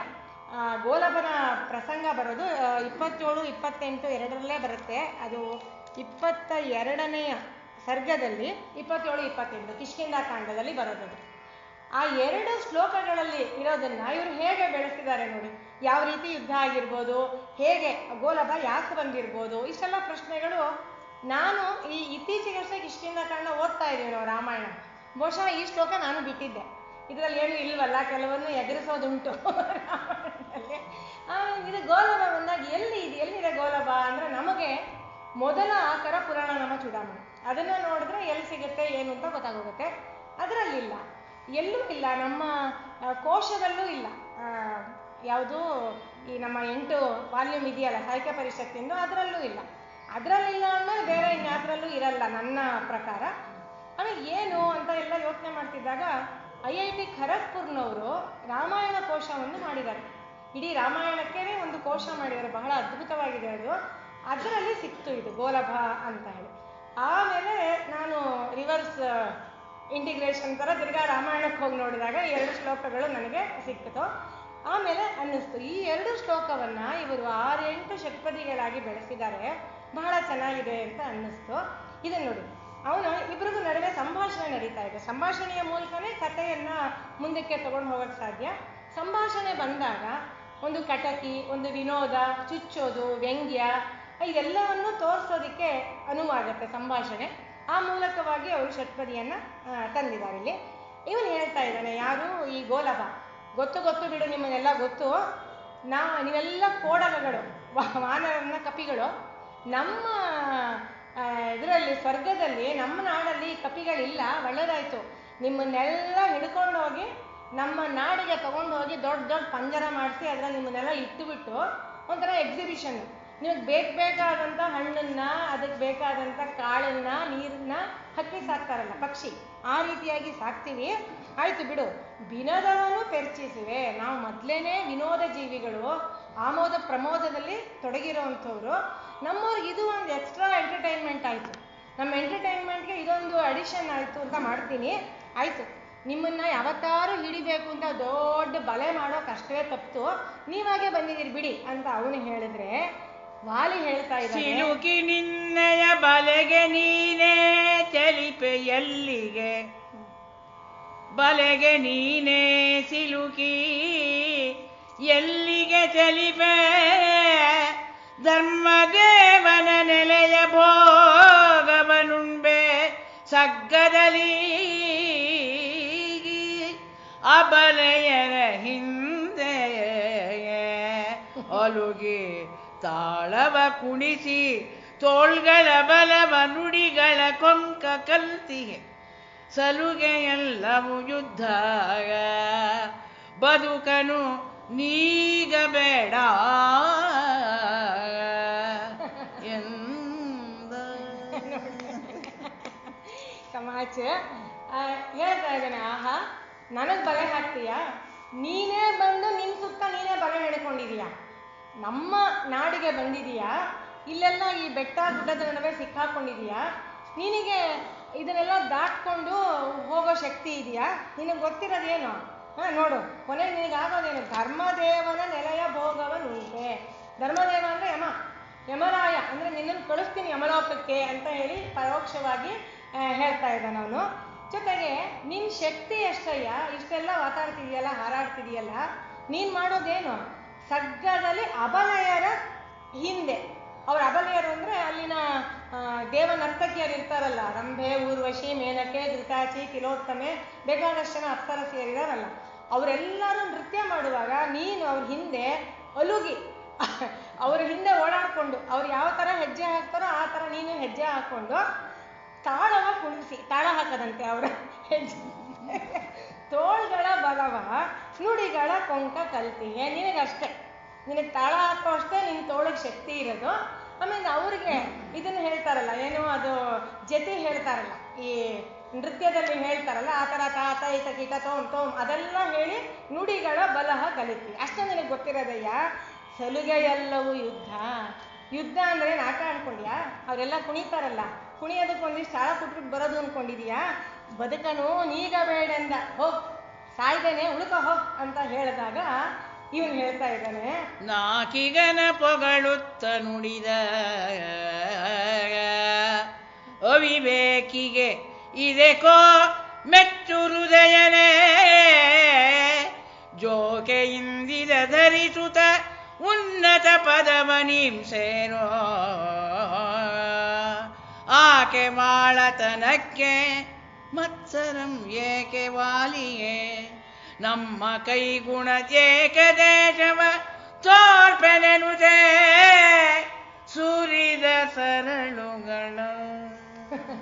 ಅವನು ಗಂಧರ್ವನು ಸಾಧಾರಣದವನಲ್ಲ ನೋಡಿ. ನಾಕಿಗನ ಪೊಗಳುತ್ತಾ ನುಡಿತ ವಿವೇಕಿಗಿದೆಕೋ ಮೆಚ್ಚು ಅಂತ. ಅಂದರೆ ಅವನು ವ್ಯಂಗ್ಯ ಆಡಿದ್ರು ಕೂಡ ನಿಜ ಹೇಳಿದ್ದಾನೆ, ಹೊಗಳಿದ್ದಾನೆ ಅಂತ ಇವನು ಯಾರು ಈ ಗೋಲಭ ಅನ್ಕೋತಿರೋದು. ಇಲ್ಲಿ ಶಬ್ದವನ್ನು ಕೂಡ ಚೆನ್ನಾಗಿ ಬಳಸಿದ್ದಾರೆ. ನಾಕಿಗ ಅನ್ನೋದು ಬಹಳ ಸೂಕ್ತವಾದ ಅನ್ವರ್ಥವಾದಂಥ ಪದಪ್ರಯೋಗ. ಗಂಧರ್ವ ಸ್ವರ್ಗಾಯಕ ಅಂತಾನೆ ಅದಕ್ಕೆ ನಿರ್ವಚನ ಇರೋದು ಅಮರದಲ್ಲಿ. ಸ್ವರ್ಗಲೋಕದಲ್ಲಿ ಗಾಯನಾದಿಗಳನ್ನು ಮಾಡುವವರೇ ಗಂಧರ್ವರು ಅಂತ ಮತ್ತೊಂದು ನಿರ್ವಚನ. ನಾಕಿಗ ಅಂದರೆ ನಾಕ ಅಂದರೆ ಸ್ವರ್ಗ, ನಾಕದಲ್ಲಿ ವಾಸ ಮಾಡುವಂಥವರು ನಾಕಿಗರು. ಅದನ್ನ ಬಹಳ ಚೆನ್ನಾಗಿ ಬಳಸಿದ್ದಾರೆ. ಇದು ನಾನು ನಿನಗೆ ಭೇಷ್ ಬಲೆ, ಒಳ್ಳೆ ನನ್ನನ್ನು ಹೊಗಳಿದೀಯ ನೀನು, ತಗೋ ಆಯ್ತು, ಇದನ್ನ ನೀನು ಈ ಮೆಚ್ಚುಗೆಯನ್ನ ಪದಕ ಅಂತ ಸ್ವೀಕರಿಸಿ ನೀನು ಹೋಗು, ಆಯ್ತು. ನೋಡು, ಆಕೆವಾಳತನಕ್ಕೆ ಮತ್ಸರ ಮೇಕೆ ಹೇಳ್ತಾರಲ್ಲ, ಗುಣಕ್ಕೆ ಮತ್ಸರವೇ ಅಂತ ನಮ್ಮನ್ನು ಹೇಳ್ತೀವಲ್ಲ, ಹಾಗೆ ಪರಾಕ್ರಮಕ್ಕೆ, ನಿಜವಾದ ಪರಾಕ್ರಮ ವೀರ ಎಲ್ಲಿದೆಯೋ ಅದನ್ನ ನಾವು ಮೆಚ್ಚಬೇಕು, ಅದನ್ನ ಪುರಸ್ಕರಿಸ್ಬೇಕು. ಅದಕ್ಕೆ ಮತ್ಸರ ಆಯ್ತು. ನಾನು ನೀನು ಇಬ್ರು ಕೂಡ ಕೈಗುಣದ ಏಕದೇಶವ ತೋರ್ಪೆನೆನ್ನುತ್ತಾ ಸುರಿದ ಸರಳುಗಳ. ಅವರೆಲ್ಲ ಗಂಧರ್ವರು ಒಂದು ಪುಟ್ಟ ಬಿಲ್ಲನ್ನು ಇಟ್ಕೊಂಡಿರ್ತಾರೆ ಅಂತ. ಅವರ ಈ ವಾದ್ಯಾದಿಗಳ ಜೊತೆಗೆ ಅಲ್ಲಲ್ಲಿ ಬೇಟೆ ಆಡೋದಿಕ್ಕೆ ಮಾಡೋದಿಕ್ಕೆ ಒಂದು ಸಣ್ಣ ಬಿಲ್ಲನ್ನು ಇಟ್ಕೊಂಡಿರ್ತಾರೆ. ಇವನು ಆ ಬಿಲ್ಲನ್ನೇ ಉಪಯೋಗಿಸಿ ಇವನ ಮೇಲೆ, ಆಯ್ತು ತಗೋ, ನೀನು ಬರೀ ತಾಳ ಕುಟ್ಟೋ ಕೈಯಿಂದ ಅಲ್ವಾ, ಇಲ್ಲ ಬಾಣನೂ ಬಿಡ್ತೀನಿ ನೋಡು, ತಗೋ, ಇಬ್ರುವೆ ಯುದ್ಧ ಮಾಡೋಣ ಅಂತ ಹೇಳ್ತಾರೆ. ಇಬ್ರು ಕೂಡ ಯುದ್ಧ ಮಾಡಕ್ ಶುರು ಮಾಡ್ತಾ ಇದ್ದಾರೆ. ಯಾವ ತರ ಯುದ್ಧ ಆಗ್ತಾ ಇದೆ ನೋಡಿ. ಚರಿಸಿ ಹೊಯ್ದರು, ಹೊಯ್ದು ಜರಿದರು, ಜರಿದು ತಿವಿದರು, ತಿವಿದು ಹೊಕ್ಕರು, ಹೊರಳಿ ನುಗ್ಗಿದರು, ಎತ್ತಿ ಕುಕ್ಕಿದರು, ಉಕ್ಕ ಕಡುಗೋಪ ಮರೆಯುತ ಮರೆಯುತ ಎಳ್ತರಗೊಳುತೆ ನಿಂದರು, ಸರಿಸಮದ ಹೊಯ್ದಾಟಂ ಅಮರಿದೆ, ಬೆರಗಿ ನಿಂ ಕಪಿಗಡಣ ದೇವರ ನೆರವಿ ನೋಡಿದುದು. ಚರಿಸಿ ಹೊಯ್ದರು, ಹೊಯ್ದು ಜರಿದರು, ಜರಿದು ತಿವಿದರು, ತಿವಿದು ಹೊಕ್ಕರು. ಇದು ನೋಡಿ, ಈ ಎರಡು ಸಾಲುಗಳನ್ನ ಮೊದಲು ಅವ್ರಿಗೆ ಯಾವ ರೀತಿ ಆಕ್ಷನ್, ಇಲ್ಲಿ ನಮ್ಮ ಕುಮಾರವ್ಯಾಸ ಹೇಗೆ ದೇಹ ಭಾಷೆಯನ್ನು ಬಳಸ್ತಾನೆ ಅಂತ, ಮೂಗಿನ ಬೆರಳಲ್ಲಿ ಮಕುಟವ ತೂಗಿದನು ಅಂತ, ಕೈ ಮೂಗನ್ನ ಬೆರಳಲ್ಲಿ ಇಟ್ಕೊಂಡು ಮಕುಟವ ತೂಗಿದನು, ಆ ರೀತಿಯಾದಂಥ ಅನೇಕ ದೇಹ ಭಾಷೆಗಳನ್ನ, ಬಾಡಿ ಲ್ಯಾಂಗ್ವೇಜ್ನ ಬಹಳ ಬಳಸ್ತಾನೆ. ಇಲ್ಲಿ ಇವರು ಆಕ್ಷನ್ ಹೇಗೆ ಅನ್ನೋದನ್ನ ಹೇಳ್ತಾ ಇದ್ದಾರೆ ನೋಡಿ. ಚರಿಸಿ ಹೊಯ್ದರು, ಆ ಕಡೆ ಈ ಕಡೆ ಓಡಾಡ್ತಾ ಚೆನ್ನಾಗಿ ಹೊಯ್ಯೋದು ಅಂದ್ರೆ ಹೊಡೆಯೋದಂತೆ. ಹೊಡಿತಾ ಜರಿದರು ಅಂದ್ರೆ ಮಾತಿನಿಂದಲೂ. ಸಾಧಾರಣವಾಗಿ ಯುದ್ಧದ ವರ್ಣನೆ ಹೆಚ್ಚು ಮಾತಿನಿಂದಲೇ ಬರೋದು ಕುಮಾರವ್ಯಾಸನಲ್ಲಿ. ಅದು ಬಿಟ್ಟರೆ ಬರೀ ಅವನು 50 ಬಾಣ ಬಿಟ್ಟ, ಇವ್ನು 100 ಬಾಣ ಬಿಟ್ಟ, 200 ಬಿಟ್ಟ, 400 ಬಿಟ್ಟ, ಗದೆನಲ್ಲಿ ಹೊಯ್ದ, ಈ ರೀತಿಯಾದಂಥದ್ದೇ ಬರೋದು.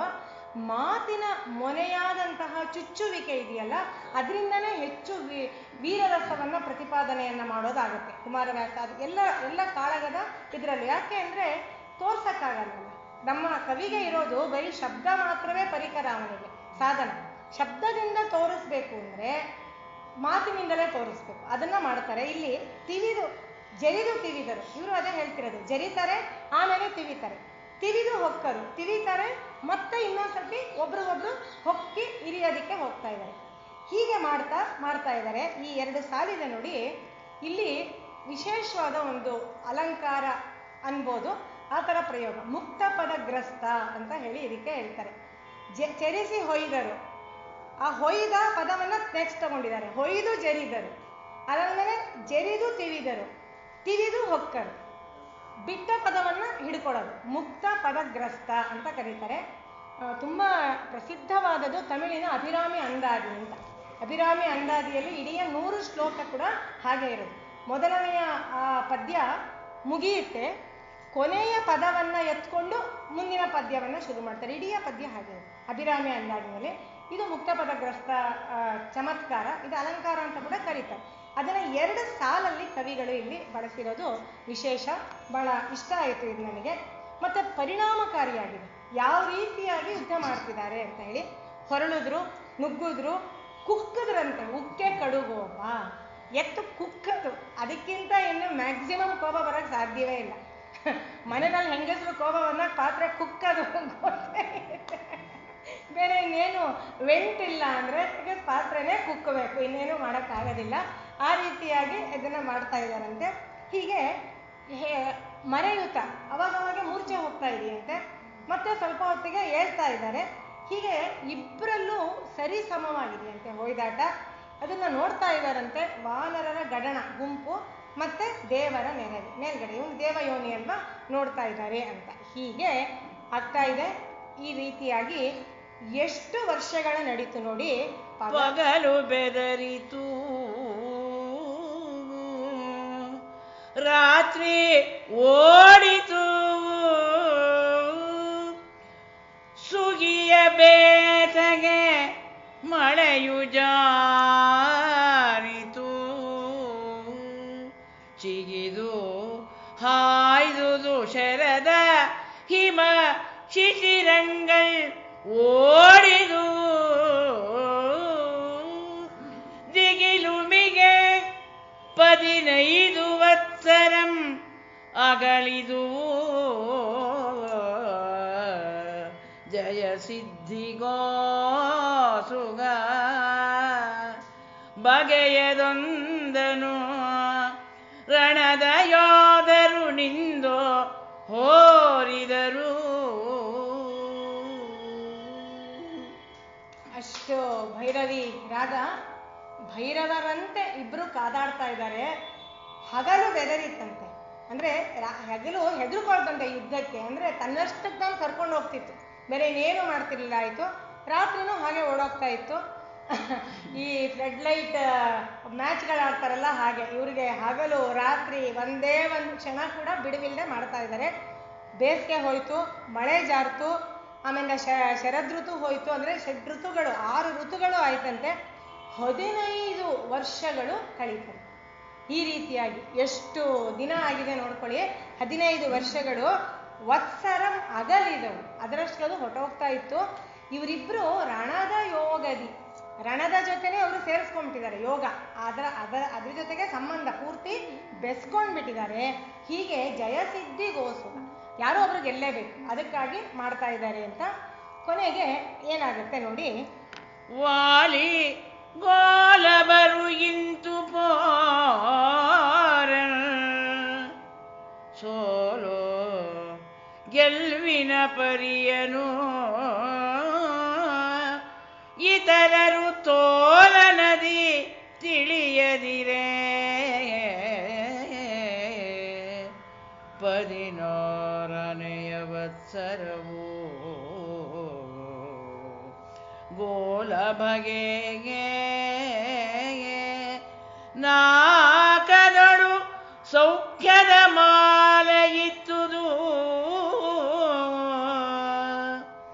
ಭೂಮಿ ಭಾರವ ವಾಲಿಗಂ ಗೆದ್ದ ಮಗೆ ಪೇರ್ದುದು, ಗೆದ್ದು ಸೋತನೋ ಇವ.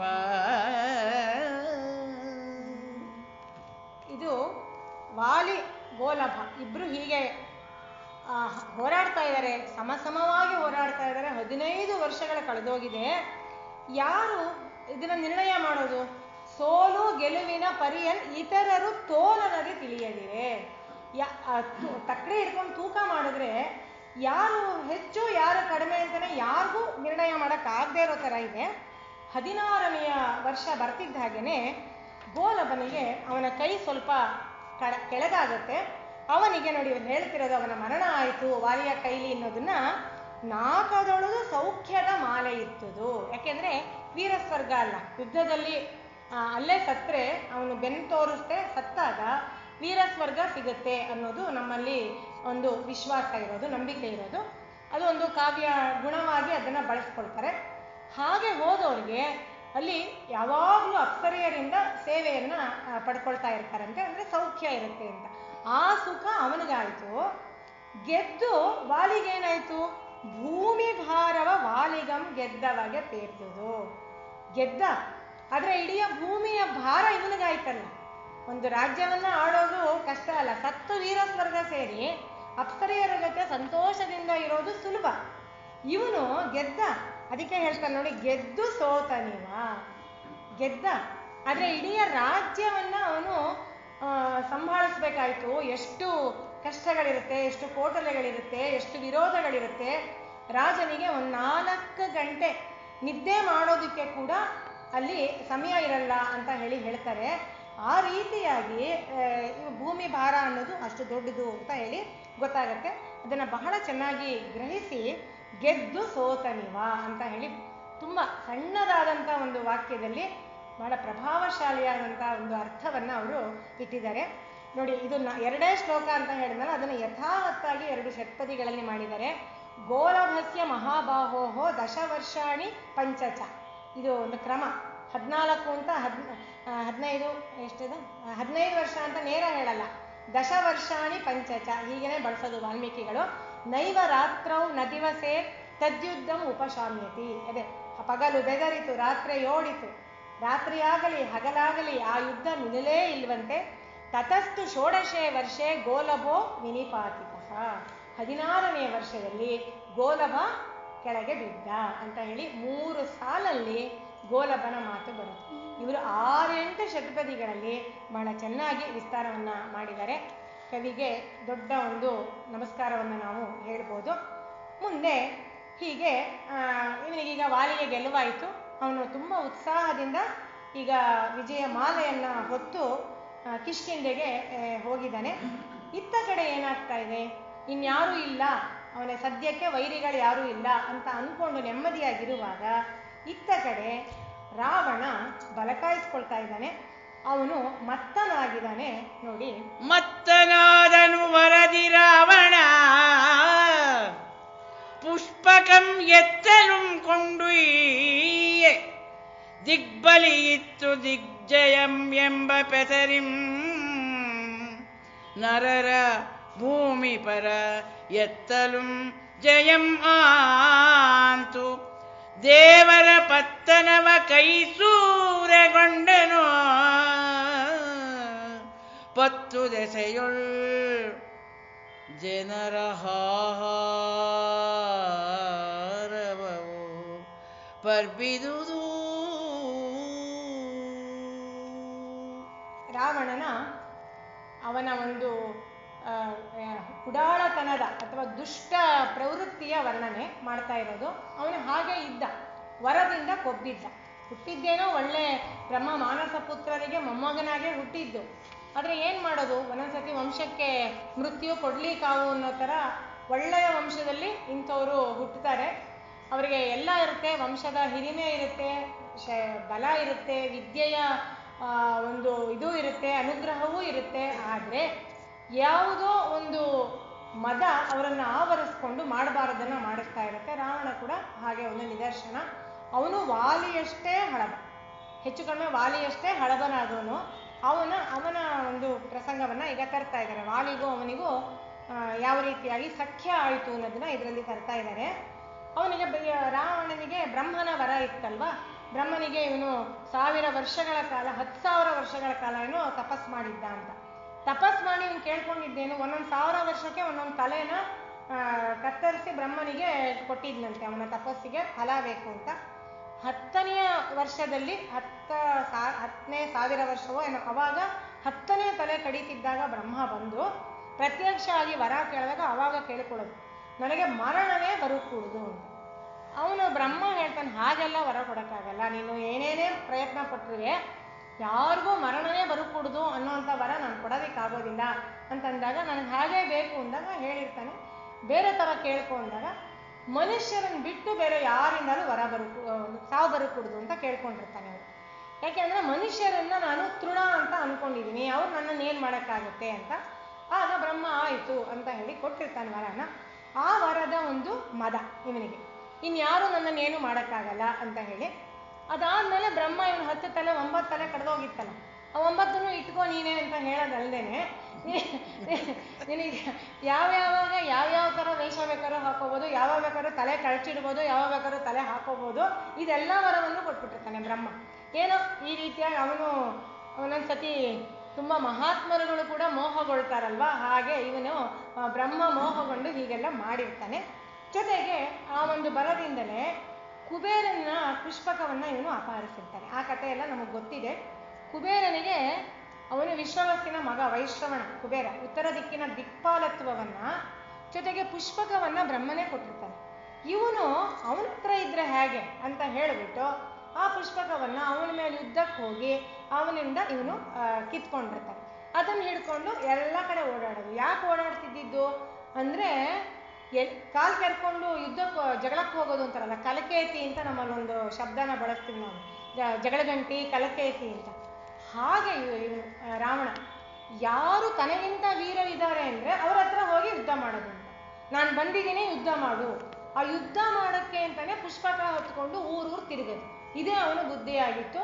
ಜೊತೆಗೆ ಆ ದೇವರ ದೇವಲೋಕವನ್ನೆಲ್ಲ ಆಕ್ರಮಣ ಮಾಡಿ, ದೇವರಿಂದಲೂ ಇವನಿಗೆ ಸಾವಿಲ್ವಲ್ಲ, ಯಕ್ಷ ಗಂಧರ್ವ ಕಿನ್ನರ ಕಿಂಪುರುಷ ಯಾರಿಂದಲೂ ಸಾವಿಲ್ಲ ಅಂದಾಗ ಅವರೆಲ್ಲರನ್ನೂ ಇವನೇನೆ ಬಗ್ಗು ಬಡಿದು ಎಲ್ಲರನ್ನೂ ತನ್ನ ಮುಷ್ಟಿಯಲ್ಲಿ ಇಟ್ಕೊಂಡಿದ್ದ.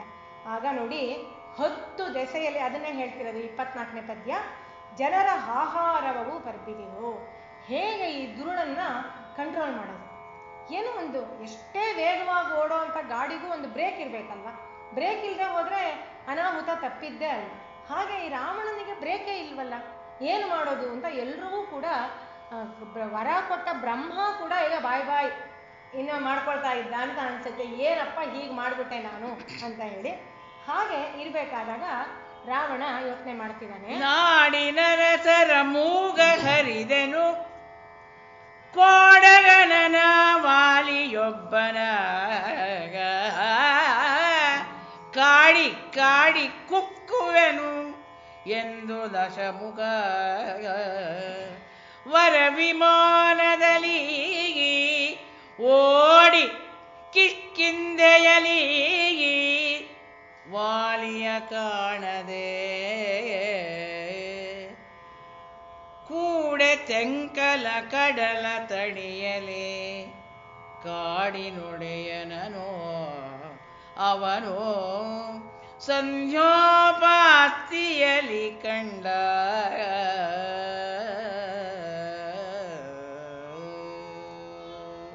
ರಾವಣ ಈಗ ತನ್ನ ಬೆನ್ನನ್ನೇ ತಾನೇ ತಟ್ಕೊಂಡು ಚಪ್ಪರಿಸ್ಕೊಂಡು ಹೇಳ್ತಾ ಇದ್ದಾನೆ, ನಾಡಿನ ಅರಸರ ಮೂಗ ಹರಿದೆನು.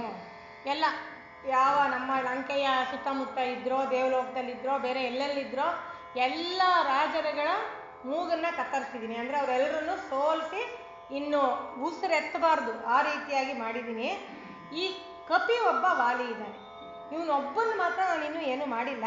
ಅವನನ್ನು ಅವ್ರು ಹೇಳಿದಲ್ಲ ಕಾಡಿ ಕಾಡಿ, ಅದು ದಿರುಕ್ತಿ, ಕವಿ ಬಳಸಿಲ್ಲ, ಗಮಕಿಗಳು ಬಳಸಿದ್ದಾರೆ. ಅವನನ್ನು ಕಾಡಿ ಕುಕ್ಕಿ ಬಿಸಾಕ್ಬಿಡ್ತೀನಿ. ನನ್ನ ಬಟ್ಟೆ ಕುಕ್ಕರು ಅಂತಾರಲ್ಲ ಹಾಗೆ ಅವನನ್ನು ಹಿಡ್ಕೊಂಡು ಚೆನ್ನಾಗಿ ಕುಕ್ಕಿ ಅವನನ್ನು ಸಾಯಿಸಿ ಬಿಸಾಕ್ತೀನಿ ಅಂತ ಅಂದ್ಕೊಂಡು ವರ ವಿಮಾನದಲ್ಲಿ ಬರ್ತಾನಂತೆ ಕಿಷ್ಕಿಂಧೆಗೆ. ಅಲ್ಲಿ ಇರಲಿಲ್ಲ ವಾಲಿ. ಆಗ ಅವನು ದಕ್ಷಿಣ ಸಮುದ್ರಕ್ಕೆ ಹೋದ. ಅಲ್ಲಿ ಸಂಧ್ಯೋಪಾಸ್ತಿಯಲ್ಲಿ ಸಂಧ್ಯಾವಂದನೆಯನ್ನು ಮಾಡ್ತಾ ಇದ್ದಾಗ ನೋಡ್ದ ಅಂತ ಈ ಪದ್ಯದ ಭಾವ. ಇಲ್ಲಿ ರಾವಣನ ಬಗ್ಗೆ ನಾನು ಹೇಳಿದ್ನಲ್ಲ ನೋಡಿ, ರಾಕ್ಷಸಂವ ಮನುಷ್ಯಂವ ಶೃಣುತೇಯಂ ಬಲಾಧಿಕಂ ರಾವಣಸ್ಥಂ ಸಮಾಸಾಧ್ಯ ಯುದ್ಧೇ ಹೊಯತಿ ದರ್ಪಿತಃ. ರಾಕ್ಷಸನೋ ಮನುಷ್ಯನೋ ಯಾರು ಬೇಕಾದ್ರೂ ಇರ್ಬೋದು, ಅವನು ಬಹಳ ಬಲಶಾಲಿ ಅಂತ ಅವನಿಗೆ ಕೇಳ್ಬಿಟ್ರೆ ಸಾಕು, ಅವನೇನು ಮಾಡ್ತಾನಂತೆ ಅವ್ರ ಹತ್ರಕ್ಕೆ ಹೋಗಿ ನನ್ನ ಜೊತೆ ಯುದ್ಧ ಮಾಡು ಬಾ, ನಿನಗೆ ಶಕ್ತಿ ಇದೆ ಅಂತ ಹೇಳ್ತಾರಲ್ವ ಎಲ್ಲರೂ, ಬಾ ನನ್ನ ಹತ್ರ ಯುದ್ಧ ಮಾಡು ಅಂತ ಹೇಳಿ ತಾನಾಗೇನೆ ಅವರನ್ನ ಕರೀತಾ ಇದ್ನಂತೆ. ಇದು ದರ್ಪದಿಂದ ಅಂತ. ಇಲ್ಲಿ ಕಿಷ್ಕಿಂಧೆಯಲ್ಲಿ ಕಾಣದೆ ಅಂತ ಮಾತ್ರ ಕವಿಗಳು ಹೇಳಿ ಬಿಟ್ಬಿಟ್ಟಿದ್ದಾರೆ. ಮತ್ತೆ ಸಂಧ್ಯೋಪಾಸ್ತಿಯಲ್ಲಿ ಇಲ್ಲೊಂದು ಸ್ವಲ್ಪ ಮನಸ್ಸು ಮಾಡಿದ್ರೆ ಇನ್ನೂ ಚೆನ್ನಾಗಿ ವಿಸ್ತಾರ ಮಾಡ್ಬೋದಿತ್ತು ಅಂತ ನನಗೆ ಅನ್ನಿಸ್ತು. ಯಾಕೆ ಅವರು ಬಿಟ್ಟಿದ್ದಾರೆ ಅಂತ ಗೊತ್ತಿಲ್ಲ. ನೋಡಿ ಇಲ್ಲಿ ಏನಾಗುತ್ತೆ, ಅವನು ಕಿಷ್ಕಿಂಧೆಗೆ ಬರ್ತಾನೆ. ಬಂದಾಗ ವಾಲಿ ಇರೋದಿಲ್ಲ. ಯಾಕೆ? ವಾಲಿಯ ಒಂದು ವಿಷಯ ಹೇಳಿದ್ದೆ ಅಲ್ವಾ, ಅವನು ಪ್ರತಿದಿನ 4 ಸಮುದ್ರಗಳ ಕಡೆಗೆ ಹೋಗಿ ಅಲ್ಲಿ ಹೋಗಿ ಆ ಸಮುದ್ರದ ತೀರದಲ್ಲಿ ಸಂಧ್ಯೋಪಾಸನೆ ಮಾಡ್ತಾ ಇದ್ದ ಅಂತ, 4 ಕಡೆ ಹೋಗಿ ಮಾಡ್ತಾ ಇದ್ದ ಅಂತ ಹೇಳ್ತಾರೆ. ಆ 4 ಕಡೆ ಹೋದಾಗ ಒಂದೇ ಸಂಧ್ಯಾವಂದನೆ 4 ಕಡೆ ಮಾಡೋಕ್ಕಾಗಲ್ಲ, ಪ್ರಶ್ನೆ ಬರುತ್ತೆ. ಅದಕ್ಕೆ ರಂಗನಾಥ ಶರ್ಮರು ಅದಕ್ಕೊಂದು ವಿವರಣೆಯನ್ನು ಕೊಡ್ತಾರೆ. 4 ವ್ಯಾಖ್ಯಾನಕಾರ ಬೇರೆ ವಿವರಣೆ ಕೊಡ್ತಾರೆ. ಅಂದರೆ ಒಂದು ಕಡೆ ಶೌಚ, ಒಂದು ಕಡೆ ಸ್ನಾನ ಮಾರ್ಜನ, ಇನ್ನೊಂದು ಕಡೆ ಅರ್ಘ್ಯ, ಹೀಗೆ ಮಾಡ್ತಿದ್ದ ಅಂತ. ಅದಕ್ಕಿಂತ ರಂಗನಾಥ ಶರ್ಮರು ಹೇಳೋದೇನು ಅಂತಂದರೆ, ಈ ಸಂಧ್ಯೆಯ ಮುಖ್ಯವಾದಂಥ ಒಂದು ಉದ್ದೇಶ ಗಾಯತ್ರಿಯ ಜಪ, ಅದು ಪರಬ್ರಹ್ಮಾಕವಾದಂಥ ಗಾಯತ್ರಿ ಜಪ. ಆ ಗಾಯತ್ರಿ ಜಪವನ್ನು ಇವನೇನು ಮಾಡ್ತಾ ಇದ್ದ, ಒಂದು ಕಡೆ ಶೌಚ ಸ್ನಾನಾದಿಗಳನ್ನು ಮಾಡಿಬಿಟ್ಟು 4 ಸಮುದ್ರದ ತೀರಕ್ಕೆ ಹೋಗಿ ಆ ಗಾಯತ್ರಿ ಜಪವನ್ನು ಮಾಡ್ತಾ ಇದ್ದ ಅಂತ ಅರ್ಥ ಮಾಡಿಕೊಂಡ್ರೆ ಬಹಳ ಚೆನ್ನಾಗಿರುತ್ತೆ ಅಂತ ಇವರು ಬರೀತಾರೆ. ಹಾಗೆ ಮಾಡ್ತಾ ಇದ್ದು ನಾನು. ಹೊಟ್ಟೋಗಿದ್ದ ಯಾವುದೋ ಒಂದು ಸಮುದ್ರ ತೀರಕ್ಕೆ, ಕಿಷ್ಕಿಂದಲ್ಲಿ ಇರಲಿಲ್ಲ. ಬರ್ತಾನೆ ರಾವಣ, ಎಲ್ಲಿ ಎಂದಾಗ ಇರೋದಿಲ್ಲ. ಆಗ ತಾರೆಯ ತಂದೆ ಸುಷೇಣ ಇರ್ತಾನಲ್ಲ, ಅವನು ಅಮಾತ್ಯನೂ ಆಗಿರ್ತಾನೆ ಪ್ರಧಾನವಾದ. ಅವನು ಹೇಳ್ತಾನೆ, ಇಲ್ಲಪ್ಪ ಅವನು ಈ ಥರ ಹೋಗಿದ್ದಾನೆ ಸಂಧ್ಯಾ ವಂದನೆಗೆ, ಮುಹೂರ್ತಂ ತಿಷ್ಟಸ್ವ, ಒಂದು ಮುಹೂರ್ತ ಕಾಲ ವೆಯ್ಟ್ ಮಾಡು, ಬಂದ್ಬಿಡ್ತಾನೆ. ನಿನ್ನನ್ನು ವಾಲಿ ಬಿಟ್ಟು ಬೇರೆ ಯಾರು ಎದುರಿಸೋಕ್ಕಾಗತ್ತೆ? ಆಗೋದಿಲ್ಲ. ನೋಡು, ಇಲ್ಲಿ ಬೆಳ್ಳಿಗೆ ಮೂಳೆಗಳ ರಾಶಿ ಎಲ್ಲ ಕಾಣ್ತಾ ಇದೆ. ಇದೆಲ್ಲ ಯುದ್ಧಕ್ಕಾಗಿ ವಾಲಿಯನ್ನು ಅರಸ್ಕೊಂಡು ಬಂದವರ ಮೂಳೆಗಳ ರಾಶಿಯಪ್ಪ ಇದು ಅಂತೆಲ್ಲ ಎಷ್ಟು ಸೂಕ್ಷ್ಮವಾಗಿ ಅವನು ಎಲ್ಲ ಹೇಳ್ತಾನೆ. ಆಮೇಲೆ ಇನ್ನೂ ಒಂದು ಕೇಳ್ತಾನೆ, ನೋಡು ರಾವಣ, ನೀನೇನು ಅಮೃತ ಕುಡಿದಿದೀಯಾ? ಹಾಗೇನಾದ್ರು ಕುಡಿದಿದ್ರೂ ಕೂಡ ವಾಲಿ ನೋಡೋವರೆಗೂ ಮಾತ್ರ ಅದ್ರ ಎಫೆಕ್ಟ್. ವಾಲಿ ನೋಡೋದ ಮೇಲೆ ಅಮೃತದ ಎಫೆಕ್ಟ್ ಏನೂ ಇರೋದಿಲ್ಲ. ನೀನು ಅಲ್ಲಿವರೆಗೂ ಬೇಕಾದ್ರೆ ತಡಿಬೋದು, ಇಲ್ಲ ಇನ್ನೂ ಬೇಗಲೇ ನಾನು ಹೋಗಬೇಕು ಯಮಲೋಕಕ್ಕೆ ಅಂದರೆ ನೀನು ಹೋಗು, ದಕ್ಷಿಣದ ಕಡಲ ತೀರದಲ್ಲಿ ವಾಲಿ ಅಲ್ಲಿ ಸಿಗ್ತಾನೆ ಅಂತ ಹೇಳಿದಾಗ ಇವನು ಅಲ್ಲಿಗೆ ಬಂದಿದ್ದಾನೆ. ಅಲ್ಲಿ ಈಗ ನೋಡ್ತಾ ಇದ್ದಾನೆ. ನೋಡಿ, ವಾಲಿ ರಾವಣನ ಕಣ್ಣಿಗೆ ಹೇಗೆ ಕಂಡ. ಸಾಲ ವೃಕ್ಷದ ನಿಲುವ ತುಂಬಿ ವಿಶಾಲವಾಗಿರ್ಪ ಎದೆಯ, ಲೋಹದ ಲಾಳ ಮುಂಡಿಗೆಯಂತೆ ದೃಢತರ ದೀರ್ಘಬಾಹುವಿನ,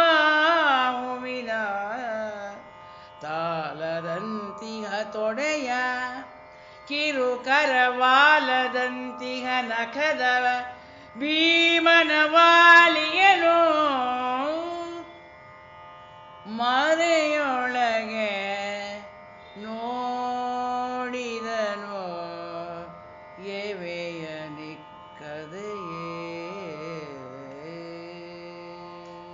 ವಾಲಿಯ ಬಹಳ ಆಕಾರ ವಿಶೇಷವನ್ನ ಇಲ್ಲಿ ವರ್ಣನೆ ಆಕಾರ ವಿಶೇಷವನ್ನ ಚೆನ್ನಾಗಿ ವರ್ಣನೆಯನ್ನ ಮಾಡ್ತಾ ಇದ್ದಾರೆ. ನಾನು ಅದನ್ನೇ ಹೇಳಿದ್ದು, ಈ ಸುಷೇಣ ಯಾವ ಮಾತುಗಳನ್ನು ಆಡಿದ್ನೋ, ಅಮೃತ ಕುಡಿದು ಇದೆಯಾ ನೀನು ವಾಲಿ ಬರುವವರೆಗೆ ಮಾತ್ರ ಅದ್ರ ಎಫೆಕ್ಟು ಅಂತೆಲ್ಲ ಹೇಳೋದಿದೆಯಲ್ಲ, ಬಹಳ ಚೆನ್ನಾಗಿದೆ. ಅದು ಎಷ್ಟು ವ್ಯಂಜಕ ಶಕ್ತಿಯನ್ನ ಹೊಂದಿರೋಂಥ ಮಾತು. ಅದನ್ನ ಬಳಸ್ಕೊಂಡಿದ್ರೆ ಇವರು ವಾಲಿಯನ್ನ ಧೀರೋದಾತ್ತನಾದ ನಾಯಕ ಅಥವಾ ಒಬ್ಬ ದುರಂತ ನಾಯಕನನ್ನಾಗಿ ಚಿತ್ರಿಸಕ್ಕೆ ಹೊರಟಿರುವಾಗ ಈ ಬಳಸ್ಕೊಳ್ಬೋದಿತ್ತೇನೋ ಅಂತ ನನಗೆ ಅನ್ನಿಸ್ತು. ಅದು ಅವರ ಸ್ವಾತಂತ್ರ್ಯ, ಅವ್ರಿಗೆ ಆ ಹೊತ್ತಿಗೆ ಏನನ್ಸಿತ್ತೋ ಅದನ್ನು ಬರೆದಿದ್ದಾರೆ, ಅದು ಬೇರೆ ವಿಷಯ. ಇದು ಚೆನ್ನಾಗಿತ್ತು ಅನ್ನೋದ್ರಿಂದ ಈ ಮಾತನ್ನು ನಾನು ಇಲ್ಲಿ ಹೇಳ್ತಾ ಇದ್ದೀನಿ.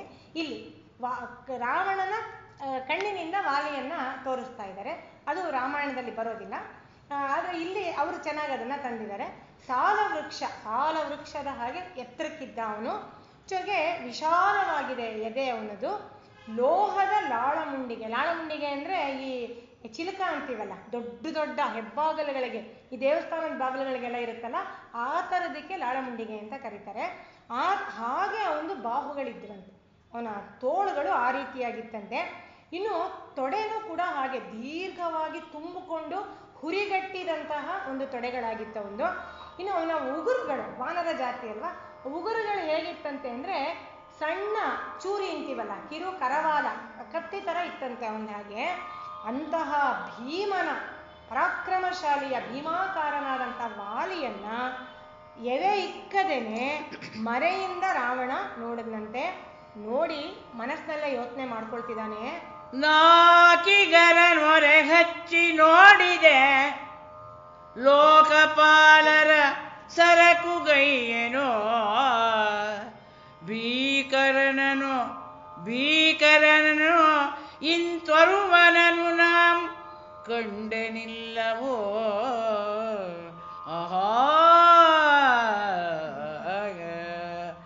ಆಕೆ ಬಾಳನೆ ನಿಜವು ಸಮರವು ನೂಕದಿವನೊಳು, ಕಪಟ ವೃತ್ತಿಯೇ ಬೇಕು ಗೆಲ್ವೊಡೆ ಪಿಡಿವೆನೆನ್ನುತ್ತೆ ಬೆಂಗಡೆಗೆ ಬಂದ. ಇದು ರಾಮಾಯಣದಲ್ಲೂ ಬರುತ್ತೆ, ಬಹಳ ತಮಾಷೆಯಾಗಿರುವಂತಹ ಪ್ರಸಂಗ ಇದು. ನಾಕಿಗರ ನೊರ ಹೆಚ್ಚಿ ನೋಡಿದೆ. ದೇವಲೋಕದವ್ರನ್ನೆಲ್ಲ ಇಂದ್ರ, ಚಂದ್ರ, ದೇವೇಂದ್ರ ಅಂತೆಲ್ಲ ಹೇಳ್ತೀವಲ್ಲ, ಎಲ್ಲರನ್ನೂ ನಾನು ಹೊರೆ ಹಚ್ಚಿ ನೋಡಾಯ್ತು. ಯುದ್ಧದಲ್ಲಿ ಎಲ್ರಿಗೂ ನಾನು ಸೋಲಿಸಿ ಬಿಸಾಕಿದ್ದೀನಿ. ಇನ್ನು ಲೋಕಪಾಲರು ಅಂದರೆ ಈ ಲೋಕದಲ್ಲಿ ಆಳುವಂತಹ ಅರಸರದ್ದು ಇನ್ಯಾವ ಲೆಕ್ಕ, ಅವ್ರದ್ದು ಏನು ಲೆಕ್ಕವೇ ಇಲ್ಲ. ಅವರನ್ನು ನಾನು ಸರಕುಗೆಯ್ಯನು, ಅವ್ರನ್ನೊಂದು ನಾಚೀಸ್ ಅಂತೀವಲ್ಲ ಹಿಂದಿನಲ್ಲಿ ಆ ಥರ, ಅವೇನು ಲೆಕ್ಕಕ್ಕೆ ಇಲ್ಲ, ಆ ರೀತಿಯಾದಂಥದ್ದವು ಅಲ್ಲೇ. ಇವನು ಭೀಕರನಾಗಿದ್ದಾನಲ್ಲ, ಇಂಥವನ್ನ ನಾನು ಕಂಡೇನಿಲ್ಲವು, ಇಲ್ಲಿವರೆಗೂ ನಾನು ನೋಡೇ ಇರಲಿಲ್ಲ. ಆಹಾ, ಏನಿದು, ಹೀಗಿದಾನಲ್ಲ ಇವನು, ನಿಜವಾಗ್ಲೂ ಇವನು ಆಕೆವಾಳನೆ, ನಿಜವಾಗ್ಲೂ ಪರಾಕ್ರಮಶಾಲಿಯೇ ಇವನ ಜೊತೆ ಯುದ್ಧ ನನ್ನ ಕೈಲಿ ಆಗಲ್ಲ ಅಂತಾನೆ ಡಿಸೈಡ್ ಮಾಡ್ಬಿಟ್ಟು. ಸಮರವು ನೂಕದಿವನೋಳು, ಇವನ ಹತ್ರ ಆಗೋದಿಲ್ಲ. ಇವನನ್ನು ಗೆಲ್ಲಬೇಕು ಅಂದರೆ ಹೇಗಾದರೂ ಕಪಟ ವೃತ್ತಿಯಿಂದಲೇ ಮಾಡಬೇಕು, ಮೋಸದಿಂದಲೇ ನಾವು ಇವನನ್ನು ಗೆಲ್ಲಬೇಕು. ಇವನನ್ನು ಹಿಂದ್ಗಡೆಯಿಂದ ಹಿಡ್ಕೊಂಡ್ಬಿಟ್ಟು ಚೆನ್ನಾಗಿ ಅಜಿಗಾಕ್ಬಿಟ್ಟು ಹೊಸಗಾಕ್ಬಿಟ್ರೆ ಅವನನ್ನು ಸಾಯಿಸ್ಬಿಟ್ರೆ ಆಯ್ತು, ಅಲ್ಲಿಗೆ ಗೆದ್ದಂಗಾಗತ್ತೆ ಅಂತ ಹೇಳಿ ಇವನು ಯೋಚನೆ ಮಾಡ್ತಾ ಇದ್ದಾನೆ. ಆಗ ಅವನು ಬರ್ತಿರೋ ರೀತಿ ನೋಡಿ ಬಹಳ ಚೆನ್ನಾಗಿ ವರ್ಣನೆ ಮಾಡಿದ್ದಾರೆ. 10 ಶಿರಗಳ ಕರ್ಗಿಸಿದನು, 20 ಕೈಗಳ ಕೊಂಕುಗೈದನು, 10 ಮೂಗಿಂದ ಉಸಿರನು ಇಕ್ಕದೆ,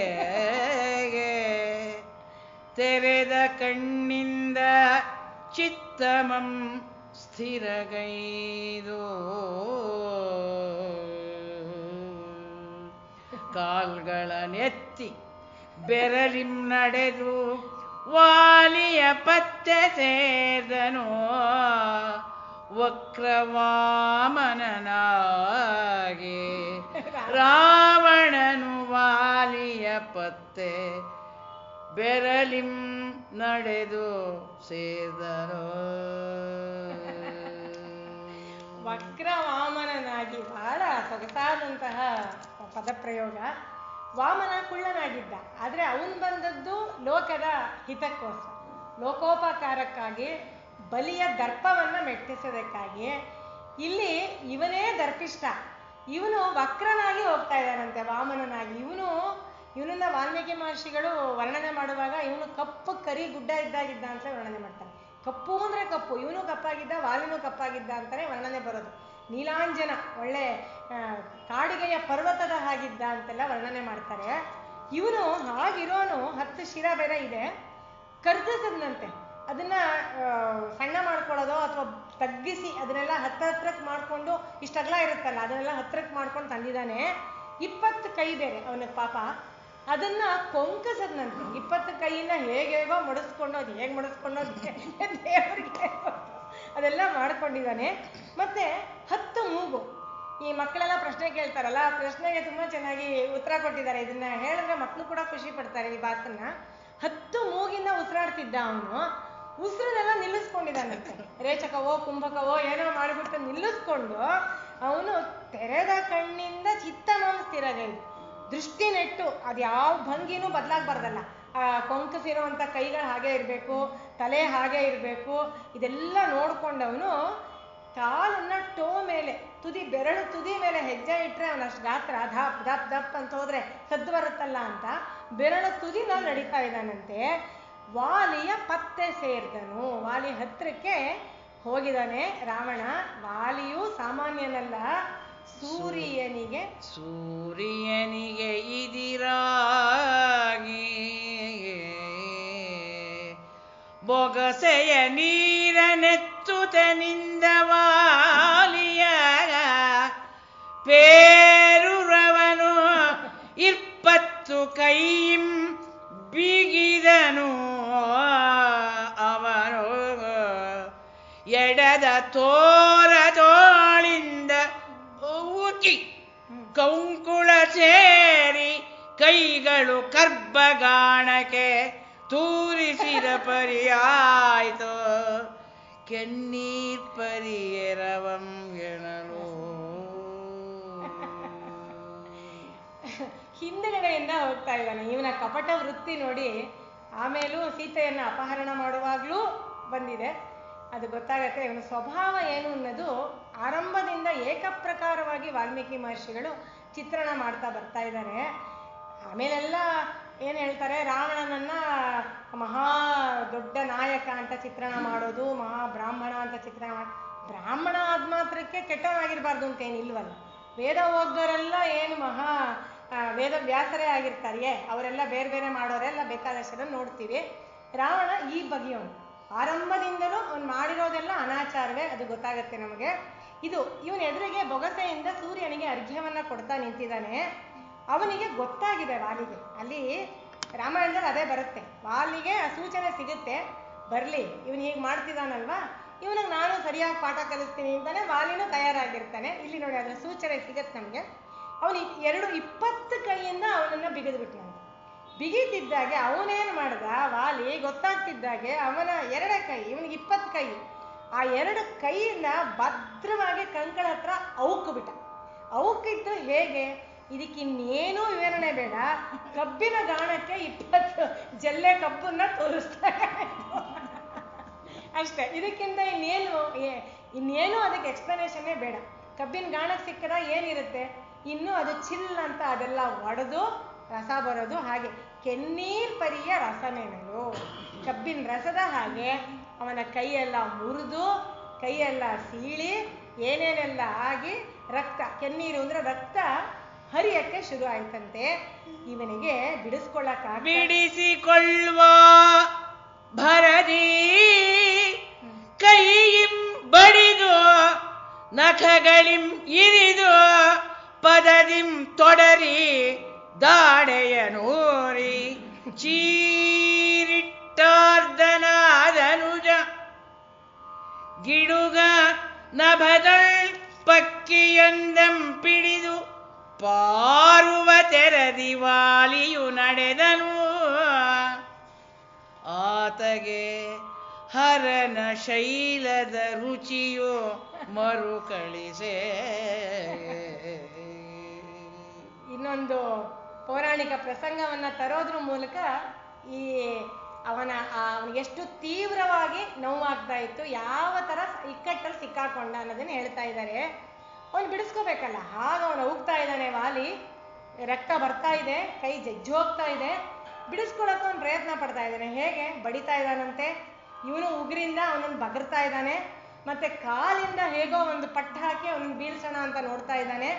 ಹಲ್ಲಲ್ಲಿ ಕಚ್ತಾ ಇದ್ದಾನಂತೆ, ಹಲ್ಲಲ್ಲಾರು ಕಚ್ಚಿ ಅವನೊಂದು ಸ್ವಲ್ಪ ನೋವಿಗೆ ತೋಳನ್ನ ಸಡಿಲಿಸ್ತಾನ ಅಂತ ಹೇಳಿ ಆಮೇಲೆ ಕಿರ್ಚ್ಕೊಳ್ತಾ ಇದ್ದಾನೆ ನೋವು ತಡಿಲಾರ್ದೆ. ಎಲ್ಲ ಇದ್ರೆ ಹೇಗಿತ್ತು ವಾಲಿಯ ಕಂಕುಳ ಕೆಳಗೆ ಸಿಕ್ಕಿದಂತ ಇವನ ಸ್ಥಿತಿ ಅಂದ್ರೆ, ಒಂದು ಗಿಡದ ಆಕಾಶದಲ್ಲಿ ಹಕ್ಕಿಯೊಂದನ್ನ ಹಿಡ್ಕೊಂಡು ಹಾರೋ ಹಾಗೆ ಇತ್ತಂತೆ. ಆಗ ಇವನಿಗೆ ಏನು ಜ್ಞಾಪಕ ಬಂತು ಅಂದ್ರೆ, ಕೈಲಾಸ ಪರ್ವತವನ್ನ, ಆತ್ಮಲಿಂಗವನ್ನ ತರಕ್ಕೆ ಹೋದ ಸಂದರ್ಭದಲ್ಲಿ ಕೈಲಾಸ ಪರ್ವತವನ್ನೇ ಎತ್ಕೊಂಡ್ಬಂದ್ಬಿಡ್ತೀನಿ ಅಂತ ಹೋಗ್ತಾನಲ್ಲ, ಆಗ ಶಿವ ಅವನಿಗೆ ಬುದ್ಧಿ ಕಲಿಸ್ಬೇಕು ಅಂತ ಎಡಗಾಲ ಅಂಗುಷ್ಟವನ್ನ ಒತ್ತಿದಾಗ ಅವನ ಅಷ್ಟು ಕೈಗಳು ಅದ್ರ ಕೆಳಗಡೆ ಸಿಕ್ಕಾಕೊಂಡ್ಬಿಟ್ಟು ಜಜ್ಜೋಗಿರುತ್ತೆ. ಅದು ಶೈಲದ ರುಚಿ, ಹರನ ಶೈಲದ ರುಚಿಯು ಮರುಕಳಿಸೆ. ಇನ್ನೊಂದ್ಸತಿ ಆಗ್ಲೇ ಉಂಡೆಡ್ ತಿರ್ಗಾನು ಅವನಿಗೆ ಜ್ಞಾಪಕ ಬಂತು ಅಂತ ಹೇಳ್ತಾ ಇದ್ದಾರೆ ವಾಲ್ಮೀಕಿ ಮಹರ್ಷಿಗಳಿದನ್ನ. ಮುಂದೆ ಅವನು ಹಾರ್ತಾನೆ, ಗರುಡಸ್ಯೇವ ಪನ್ನಗಂ ಅಂತ ಹೇಳ್ತಾರೆ. ಗರುಡ ಮೇಲೆ ಒಂದು ಹಾವನ್ನ ಹಿಡ್ಕೊಂಡು ಹೋದ್ರೆ ಮಧ್ಯದಲ್ಲಿ ಹಿಡ್ಕೊಂಡಿರತ್ತೆ, ಆ ಕಡೆ ಈ ಕಡೆ ಜೋತಾಡ್ತಾ ಇರ್ತಾನಲ್ಲ, ಹಾಗೆ ರಾವಣನನ್ನ ಮುಂದೆ ಹೊತ್ಕೊಂಡು ಹೋಗ್ತಾನೆ. ವಾಲಿ ನೋಡಿ ಬೆಚ್ಚಿದನಿಲ್ಲ, ಸಂಧ್ಯೆಯ ಮಾಡದೆಯೇ ಬಿಡಲಿಲ್ಲ, ಮನದಲ್ಲಿ ಮೂಡಲಿಲ್ಲುಬ್ಬೆಗವು, ಕಿರುಕುಳದಿಂದಲೇ ಅವನೆದ್ದೆಯು ಕೋಡಲಿಲ್ಲವೋ, ಬಿಗಿಯ ಬಲಿಯುತ್ತ ಓಡಿ 4 ಕಡಲನು ನಿಯಮವ ಮಾಡಿ, 4 ಕಡಲ ನಿಯಮವ ಮಾಡಿ ಕಿಷ್ಕಿಂಧೆಯನು ಸೇರುತೆ ಕೈಯ ಸಡಿಲಿಸಿದ. ಬಹಳ ಚೆನ್ನದ ಪ್ರಸಂಗ. ಈ ಪ್ರಸಂಗವೇ ಬಹಳ ಚೆನ್ನಾಗಿದೆ ರಾಮಾಯಣದಲ್ಲೂ. ಇಲ್ಲಿ ಕೂಡ ತುಂಬಾ ಚೆನ್ನಾಗಿ ಅದನ್ನ ಸರಳವಾಗಿ ಕನ್ನಡಕ್ಕೆ ತಂದಿದ್ದಾರೆ. ವಾಲಿ ರಾವಣನನ್ನ ನೋಡಿ ಬೆಚ್ಚಲಿಲ್ವಂತೆ, ಹಿಂದ್ಗಡೆಯಿಂದ ಬಂದು ತಪ್ಕೊಂಡಿದ್ದಾನೆ, ಗೊತ್ತಾಗಿದೆ ರಾವಣ ಅಂತ. ಆಮೇಲೆ ನೋಡಿರ್ಬೋದು, ಅವನು ಹೆದರ್ಕೊಳ್ಳಿಲ್ಲ. ಜೊತೆಗೆ ಇಂಥ ಒಂದು ಆಪತ್ತು ಬಂದ್ಬಿಡುತ್ತಲ್ಲ ಅಂತ ಸಂಧ್ಯೆಯನ್ನ ಬಿಡಲಿಲ್ಲ, ಸಂಧ್ಯಾವಂದನೆ ಮಾಡೋದನ್ನ ನಿಲ್ಲಿಸ್ಲಿಲ್ಲ. ಅಂದ್ರೆ ಅಂತಹ ದೃಢತೆ ಅವನಿಗೆ ಇತ್ತು, ದೊಡ್ಡ ವೀರ ಅವನು. ಅವನಿಗೊಂದಿಷ್ಟು ಕೂಡ ಉದ್ವೇಗ ಆಗ್ಲಿಲ್ವಂತೆ ಮನಸ್ಸಿನಲ್ಲಿ. ಹೀಗೆ ಬಂದಿದೆಯಲ್ಲ ಆಪತ್ತು, ಇದನ್ನು ಹೇಗೆ ಎದುರಿಸೋದು ಅನ್ನೋ ಉದ್ವೇಗ ಆಗಲಿಲ್ಲ. ಅವನ ಈ ಕಿರುಕುಳದಿಂದ, ನಿಜವಾಗ್ಲೂ ಒಂದು ಕಿರುಕುಳವೇ, ಕಿರುಕುಳ ಅಂದ್ರೆ ಸಣ್ಣ ಮೀನ್ ಮೈಂಡೆಡ್ ಪೀಪಲ್ನ ಕಿರುಕುಳ ಅಂತ ಕರೆಯೋದು, ಅವ್ರು ಕೊಡೋದೇ ಕಿರುಕುಳ. ಅದು ನಮಗೆ ಇವಾಗ ಕಿರುಕುಳ ಅನ್ನೋದು ಅದಕ್ಕೆ ಶಬ್ದದ ಉತ್ಕರ್ಷ ಆಗಿ ಇದು ಎಲ್ಲ ತೊಂದರೆಗೂ ಅದು ಜನರಲೈಸ್ಡ್ ಯೂಸೇಜ್ ಆಗಿದೆ. ಕಿರುಕುಳ ಅನ್ನೋದು ಇದರಿಂದನೇ ಬಂದಿರೋದು. ಕಿರುಕುಳದಿಂದ ಅವನು ಎದೆ ಕೋಡಲಿಲ್ವಂತೆ, ಅವನಿಗೊಂದಿಷ್ಟು ಕೂಡ ಹೆದರಿಕೆ ಆಗ್ಲಿಲ್ವಂತೆ. ಅವನೇನ್ ಮಾಡ್ತಾನೆ, ಅದನ್ನ ಇನ್ನೂ ಹೆಚ್ಚು ಬಿಗಿದ ಆ ಕಂಕಳಿನ ಅವನ ಆ ಕೈಯಿನ ಬಿಗಿತವನ್ನ ಅವನನ್ನು ಹೊತ್ಕೊಂಡು, ಯಾರನ್ನ ಆ ಕಂಕಳಿಗೆ ಸಂದಿನಲ್ಲಿ 20 ಕೈ ಬೆನ್ನಿಗೆ ಕೂಸು ಮರಿತಾರ ಅಂತ ಅನ್ಕೋಬಹುದು, ಹಾಗೆ ಹೊತ್ಕೊಂಡು ಅವ್ರು ಹೇಳ್ತಾರಲ್ಲ ಗರುಡಸ್ಯೇವ ಪನ್ನಗಂ ಅಂತ ಹೇಳಿ, ಹಾಗೆ 4 ಕಡಲ ನಿಯಮವನ್ನ, ಅಂದ್ರೆ ಅವನ ಎಂದಿನ 4 ಸಮುದ್ರವನ್ನು ಹೋಗಿ, ಅಂದ್ರೆ ನೋಡಿ ಆವಾಗ ಭಾರತದ 4 ಕಡೆ ಇತ್ತು ಅಂದ್ರೆ ಇಟ್ ವಾಸ್ ಗ್ರೇಟರ್ ಏಷ್ಯಾ. ಇವತ್ತಿನ ಭಾರತ ಅಲ್ಲ, ಬಹಳ ದೊಡ್ಡ ವಿಸ್ತಾರ ಇದ್ದಂತಹ ಭಾರತ ಅದು. ಆ ಭಾರತದ 4 ಕಡಲಿನ ತನ್ನ ನಿಯಮವನ್ನ, ಅಂದ್ರೆ ಸಂಧ್ಯೆ ಅಲ್ಲಿ ಮಾಡ್ತೀನಿ ಅನ್ನೋದನ್ನ ಮಾಡಿ ಕಿಷ್ಕಿಂಧೆಗೆ ಬಂದು ಕೈಯ ಸಡಲಿಸಿದ, ಕೈ ಲೂಸ್ ಮಾಡ್ಬಿಟ್ಟ. ಅಂದ್ರೆ ರಾವಣ ಏನಾಗಿರ್ಬೋದು ಯೋಚನೆ ಮಾಡಿ. ದರೆಯನಪ್ಪುತೆಗೆ ಮುಚ್ಚೆ ಹೋದನು, ಕರಗಿತಂಥಕರಣ ವಾಲಿಗೆ ಪರಿಜನಕ್ಕೆ ಶೈತ್ಯೋಪಚಾರಂಗಯ್ಯ ಬೆಸಸಿದನು. ಹರಿಗಳೇ ಅಚ್ಚರಿಗೊಂಡು ನಿಂದರು, ಕಿರುಗುವರನ್ ಅಂಗದನೋ ತಲೆ ಕಣ್ ಕರಗಳನೋ 3-4 ಎಂದೆಣಿಕೆ ಮಾಡಿದನು. ಹಂಗೆ ಆಟಕ್ಕೊಂದು ಬೊಂಬೆ ಸಿಕ್ಕಿದಾಗಾಯ್ತು. ಇವಾಗ ರಾವಣನ ತಪ್ಪಂತ ಅಲ್ಲಿ ಕೆಡವಿದಾನೆ. ಕೆಡವದ್ಮೇಲೆ ಅವನಿಗೆ ಮೂರ್ಛೆ ಹೋಗಿದ್ದಾನೆ. ಅಂದ್ರೆ ಬಹಳ ಚೆನ್ನಾಗಿ ವಾಲ್ಮೀಕಿ ರಾಮಾಯಣದಲ್ಲಿ ವರ್ಣನೆ ಮಾಡ್ತಾರೆ, ಹೇಗೆ ಎಷ್ಟು ವಾಯುವೇಗದಲ್ಲಿ ಸಾಗುವಾಗ ವಿಮಾನದ ಕೆಳಗಡೆ ನೇತಾಕೊಂಡು ಬಂದ್ರೆ ಹೇಗಿರುತ್ತೆ ಯೋಚನೆ ಮಾಡಿ. ಹಾಗೆ ಆ ವಾಲಿಗೆ ರಾವಣನಿಗೆ ಅನುಭವ ಆಗಿದೆ, ತುಂಬಾ ಸುಸ್ತಾಗಿ ಹೋಗಿದ್ದಾನೆ. ಮತ್ತೆ ಆ ಟೆಂಪ್ರೇಚರ್ ಬಹಳ ಕಡಿಮೆ ಇರುತ್ತಲ್ಲ ಆ ಎತ್ತರದಲ್ಲಿ, ಅದೆಲ್ಲದರಿಂದ ಅವನು ಕೆಳಗಡೆ ಬೀಳ್ತಿದ್ದಾಗೆ ಅವನು ಮೂರ್ಛೆ ಹೊರಟಿದ್ದಾನೆ. ಮೂರ್ಛೆ ಹೋದವನು ನೋಡಿ ಪಾಪ 20 ಕೈ 20 ತಲೆ ಎಲ್ಲಾನು ಹರಡ್ಕೊಂಡು ರಾವಣ ಬಿದ್ದಿರುವಾಗ ವಾಲಿಗೆ ಅಯ್ಯೋ ಪಾಪ ಅನ್ನಿಸ್ತಂತೆ, ಅಯ್ಯೋ ಇಂಥವನು ಹೀಗಾಗಿದ್ದಾನಲ್ಲ ಅಂತ. ಅವನು ಶೈತ್ಯೋಪಚಾರಗಳನ್ನೆಲ್ಲ ಮಾಡಿಸಿದ್ದಾನೆ. ಎಲ್ಲ ಆದ್ಮೇಲೆ ಇಲ್ಲಿರೋಂಥ ವಾನರರಿಗೆಲ್ಲ ಆಶ್ಚರ್ಯ, ಇದು ಯಾವ ಲೋಕದ ಪ್ರಾಣಿ ಅಂತ. ನಾವೇ ನೋಡಿಲ್ವಲ್ಲ, ನಮ್ಗಿಷ್ಟುದ್ದ ಬಾಲ ಎಲ್ಲ ಇರುತ್ತೆ, ನಮ್ಮ ಮುಖಗಳು ಬೇರೆ ಬೇರೆ ತರ, ಕೆಲವು ಗೋಲಾಂಗೂಲ, ಕೆಲವು ಕಪ್ಪಗಿರೋ ಅಂತ ಮುಖ, ಕೆಲವಿಗೆ ಕೇಸರಿ ಪದ್ಮಕೇಸರ ವರ್ಣದ ಮುಖ, ಹೇಗೇಗೋ ಬೇಕಾದಷ್ಟು ಸ್ಪೀಶೀಸ್ ಇರುತ್ತಲ್ಲ, ಇದು ಯಾವುದು ಅಂತ ಆಶ್ಚರ್ಯ ಬಂದ್ರೆ, ಅಂಗದ ಮಗ, ವಾಲಿಯ ಮಗ ಚಿಕ್ಕೋನಿನ್ನುವೆ, ಅವನು ಇವನಿಗೆ ಇಷ್ಟು ತಲೆ, ಅಪ್ಪ ಇವನಿಗೆ 10 ತಲೆ, ಅಪ್ಪ ಇವನಿಗೆ 4 ಕೈ, ಅಪ್ಪ ಇವನಿಗೆ 8 ಬೆರಳು ಅಂತೆಲ್ಲ ಆ ಮಗು ಎಣಿಕೆ ಮಾಡ್ತಾ ಆಟ ಆಡ್ತಾ ಇದೆಯಂತೆ. ಹೀಗೆ ಇರಬೇಕಾದ್ರೆ ಸ್ವಲ್ಪ ಹೊತ್ತಿಗೆ ಅವನು ಚೇತರಿಸ್ಕೊಳ್ತಾನೆ. ಚೇತರಿಸ್ಕೊಂಡು ಅವನಿಗೆ ಗೊತ್ತಾಗತ್ತೆ ವಾಲಿ ಎಂಥವನು ಅಂತ ಹೇಳಿ ಒಪ್ಕೊಂಡ್ಬಿಡ್ತಾನೆ. ನಿನ್ನ ಹೋಲುವ ಶಕ್ತನೋರ್ವನ ಕಾಣದಾದೆನು ತಪ್ಪ ಮನ್ನಿಪುದು. ಈ 34ನೇ ಪದ್ಯ. ಈಶನರುವನ ಕಂಡೆನಾಗ ಕಪೀಶನೋರ್ವನನೀಗ ಕಂಡೆನೋ, ಭುಜಬಲ ಮೀಸಲಾದುದು ನಿನಗೆ, ಕಪಟವ ತೋರ್ದೆ ನಾಂದಿಟವೋ,